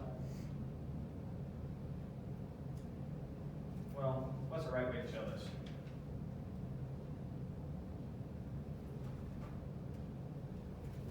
Let's think about the velocity of the center of mass. So the velocity of your center of mass in the x direction, then, is going to be equal to m1 times the velocity of 1 in the x direction, plus m2 times the velocity of 2 in the x direction, plus etc., all over m1 plus m2. Or in other words, the velocity of the center of mass in the x direction is going to be what happens when you take the time derivative of this whole thing. Take the derivative of x1, that's going to be v1 in the x direction. What does that represent? Velocity of the center of mass. So imagine that I have one particle going this way with some speed. So it has mass and some speed. I have another particle going this way, same mass, same speed. Their center of mass is right here, right? Yeah. And what's its velocity? 0. 0. Center of mass isn't moving, even though these are moving apart. Do the velocities have to be the same? Yeah, in this case, the velocities were the same. So same masses, same velocities, means the center of mass isn't moving. What if they were different? What if they were different? Then if this one were a bigger velocity, then the center of mass would be drifting slightly that way. Okay. What if they're going the same way? Huh? What if they're going the same direction? Well, if they're going the same direction, then the center of mass doesn't move relative to them if they're going the same speed. So if they stay separated by the same distance and they're both going that way at the same speed, the center of mass is going at the same speed as both of them, staying right in the middle of them. Okay. Make sense? Yeah. So if we call the center of mass in the x direction, if we just define that to be the derivative, the time derivative of each of these things, then it just comes out this way. Take the derivative of m1 at x1, that's going to be the velocity of 1.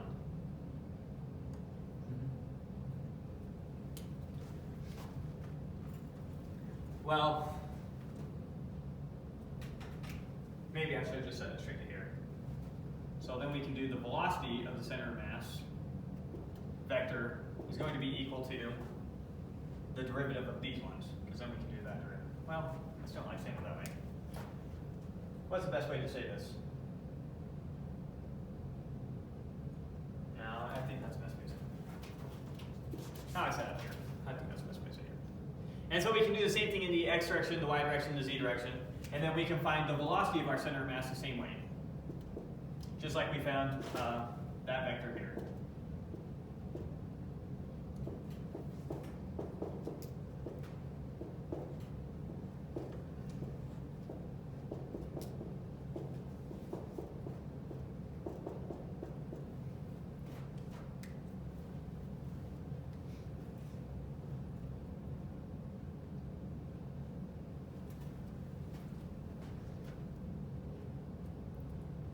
You good? Same thing goes with acceleration. Well, we're getting to velocity for a reason. We don't really care about the acceleration. So now I may call m1 plus m2 plus m3. I may call the sum of all those m's just big M. Okay. So then the mass of all of them, the mass of all the particles in our system, times the velocity of the center of mass is equal to m1 times v1. I can just call that p1. m2 times v2, I can just call that p2, plus dot dot dot, which is equal to just the momentum of our entire system.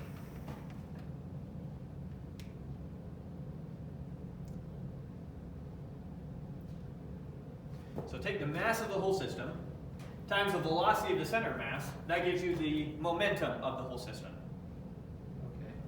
which was already pretty intuitive. When we had the case where the system was just two particles of the same mass moving in opposite directions at the same speed, you knew that the momentum of the whole system was 0. Similarly, you knew that the center of mass never moves. It stays right there. Its velocity was 0. Okay. Good? Mm-hmm. Okay, so what this tells you is, in talking about the momentum of the entire system, Yeah. all you really need to focus on is how the center of mass is moving. And the velocity. Yeah. How the center of mass is moving gives you the entire momentum. And so if momentum is conserved, then the center of mass will be conserved as well.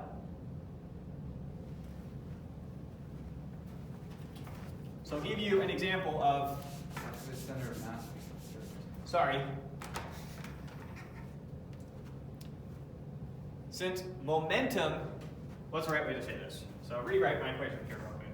So we have the total mass times the velocity of the center of mass is equal to p of 1 plus p of 2 plus dot dot dot is equal to the total momentum. Okay, we have that equation. So what that means is,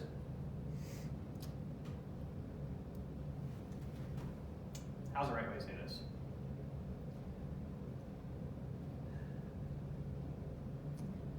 If momentum is conserved, the net forces are 0, is what I mean to say. If the net forces are 0 and momentum is a constant, then the velocity of the center of mass is a constant.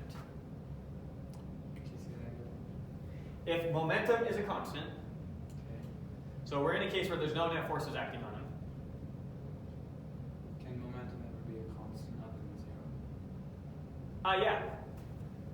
I have this marker, and it's just traveling through space at 1 meter per second. Oh yeah. It has momentum, but its momentum is just a constant number. If the way the marker was 1, then the momentum is just 1. So if the momentum is constant, then your velocity of your center of mass is going to be constant as well, Because your mass doesn't change. because your mass doesn't change. So in other words, if there's no net forces acting on the system, then the velocity of the center of mass is also conserved. Okay. So what does that mean? Imagine we have some explosive device flying through space, right? Mm-hmm. And then here, the explosive device goes off and it explodes. So pieces of it start shooting that way. And other pieces of it start shooting that way. Yeah. Its center of mass and the velocity that it's following is still following the same trajectory that it was before, the exact same as it was before that explosion went off. What if particles went shot behind it? Some particles might have shot behind, but more would have shot ahead, that when you find the center of mass and you calculate its velocity, it's still following the exact same trajectory as if that bomb never went off.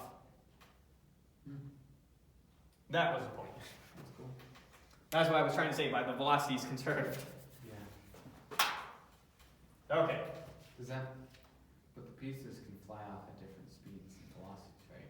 Yes. Talking about individual pieces, who knows?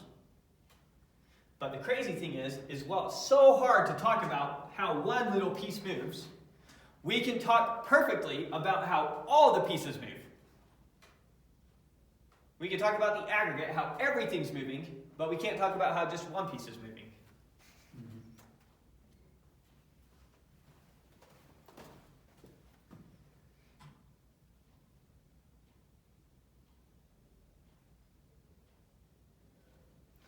And then, I guess he does it one more, and he says, last thing they point out is that mass, the total mass of the system times the acceleration then, of the center of mass, is going to be equal to the net forces from external forces from outside the system. Internal forces don't come into the equation when you're calculating the acceleration of the center of mass. It's only external forces. It's when momentum is conserved. Okay.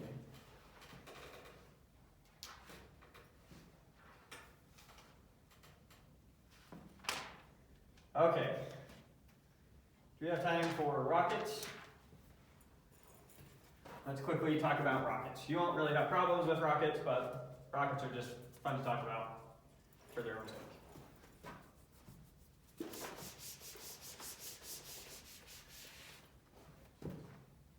So, setting up a system, first off, let's think intuitively, how does a rocket work? Why does a rocket go? And to do this, we'll set up a scenario in outer space like we don't have to worry about any other forces. So I've got some rocket ship flying along, some rocket with the flames coming out the back, however it goes. So we've got the flames coming out the back of the rocket. The rocket has mass m, and it's traveling this way with velocity v. Right? Mm-hmm. First off, notice that, looking at the rocket as a whole, including all the stuff coming out the back of the rocket, there's no net forces acting on it. So momentum is conserved. Yeah. So how does a rocket go forward? It shoots It shoots the stuff out here that way really fast. yeah. So let's imagine that, first off, our rocket's just floating in space, and right now it's not moving. So it's sitting there, and it's not moving, and the rocket wants to start moving. What does it do? It starts shooting out fuel out the back, right? Mm-hmm. Which then causes the rocket to go forward. How does that happen? Because the fuel coming out the back has a mass. So 0 is equal to the mass of the rocket times its velocity, we're doing its momentum, plus the mass of the fuel that leaves times the velocity of the fuel. So we have the mass of the rocket times the velocity of the rocket, plus the mass of the fuel times the velocity of the fuel goes out there. Because it's not like that fuel is nothing. Those are physical particles. Yeah. I mean, intuitively, it's the same concept of, imagine you and I are sitting in the back of a rocket ship in outer space, or the back of something, some box, and we just have a bunch of big heavy balls, and we just start throwing them out the back of the rocket. That's going to make the rocket go that way. That's what's happening. You're shooting out a bunch of you're shooting out gas particles at a really high velocity to make you go forward. That's the whole concept behind a rocket. Good? Yeah. So that's what we got so far. So we got velocity of the rocket, mass of the rocket. at some time.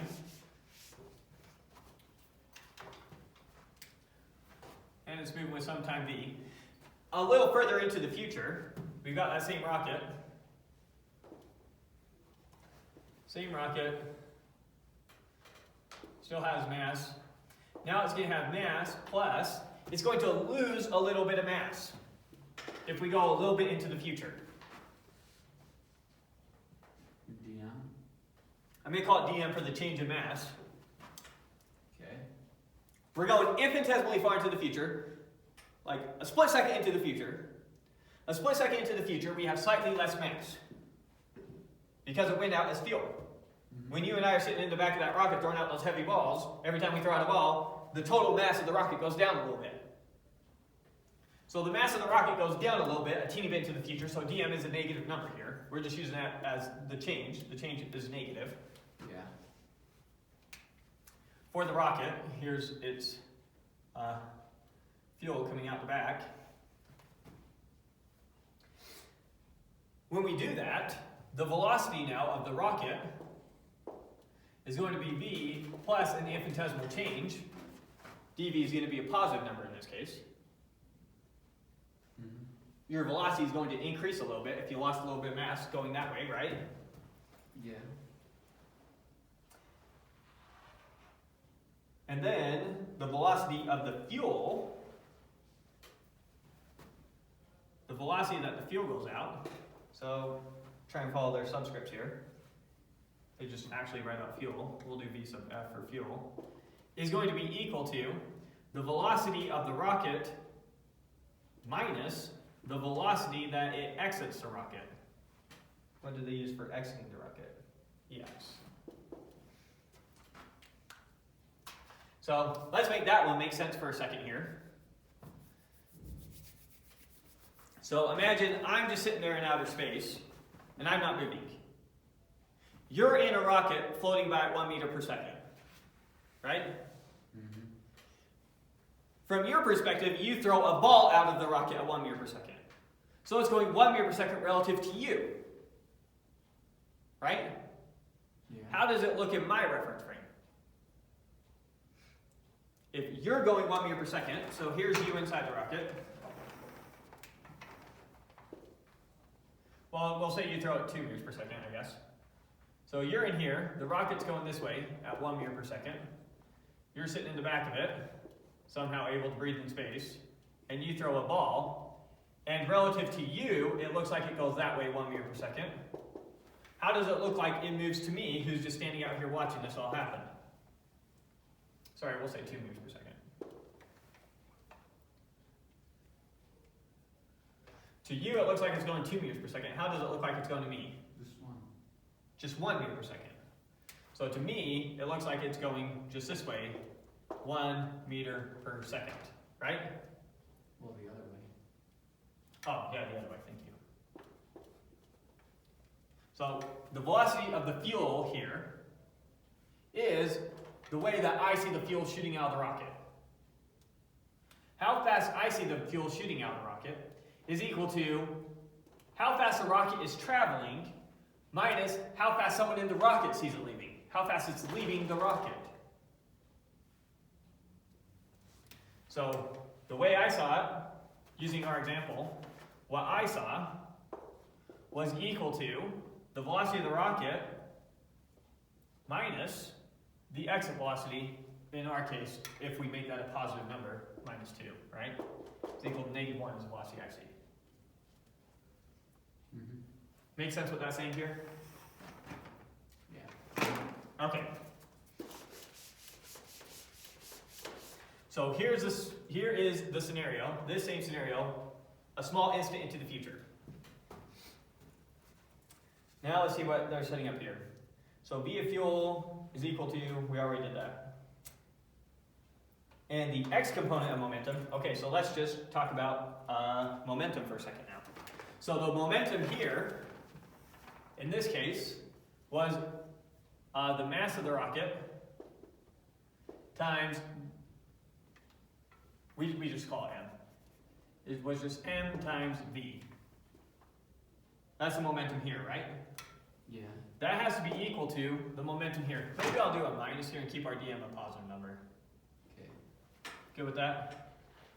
So now all our numbers are positive numbers. That's a positive number, every number is positive, and then negatives will give us our directions. Okay. It's a little bit different from the author, but I don't like the fact that he made this a positive number and then dm a negative number. Anyways, so this is equal to the mass of the system, m minus dm, times the velocity of the system, which is vf. Not vf. Oh, sorry, we have two different masses. So we have m minus dm there, and then in the exhaust here, this exhaust has a mass of dm now. And the dm has the velocity of the And the dm has a velocity of the fuel, and then this has a velocity of this. Okay, so the velocity of the rocket is m minus dm times v plus dv. That's the rocket. Okay. And then we have plus the mass of the fuel times the velocity of the fuel. I assume there's a reason that they're writing this that way, so we'll write it that way and see what comes out in the math. Anyways, but let's just play with this for a second, and then we'll see where they want us to go with this. So mass times velocity is equal to, when we distribute that, we're going to get mv, distributing this to this. We're going to get minus v dm, distributing this to this. Then we're going to get plus mdv, distributing this to this. And then we're going to get minus dm dv. For that one, right? And then over here we get dm times v, so plus v dm. And then we get minus the velocity of the fuel exiting the rocket times dm. Good? Notice that this term cancels with this term.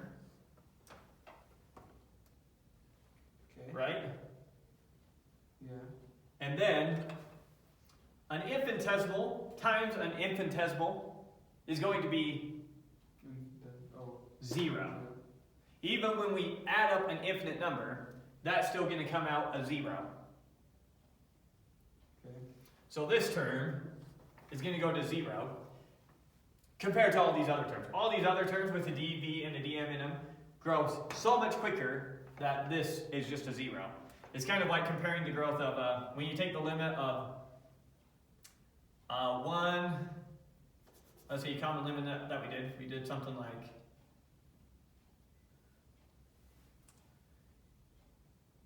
take the limit of n over 2n plus 1 over n, and when you take the limit of that whole thing, this whole thing goes to 0. Yeah. Because of how it compares to this thing is just nothing. Or maybe over 2n plus 1 over n or something like that. Technically that adds something, but compared to this, oh, here's a better example. Make that a squared, make that a squared. When you take the limit of this thing, you end up just taking the limit of n, well, you end up saying that this is 1/2 because this contributes nothing compared to these other ones. That's what the idea is like. Anyways, so mv is equal to mv, so let's write down what we have here. M times v is equal to m times v plus m dv minus the exit velocity times dm, right? Yeah. Subtract mv from both sides and move this to the other side.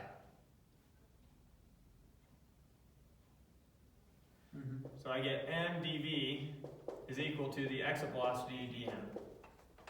Let's see if that's what they were after. M dv is equal to dm dx. M dv is equal to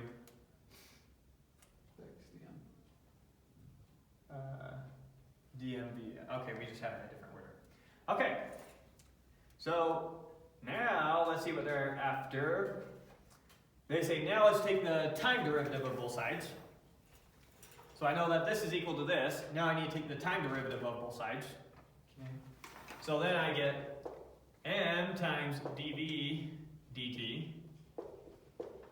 is equal to the exit velocity times the change in mass with respect to time.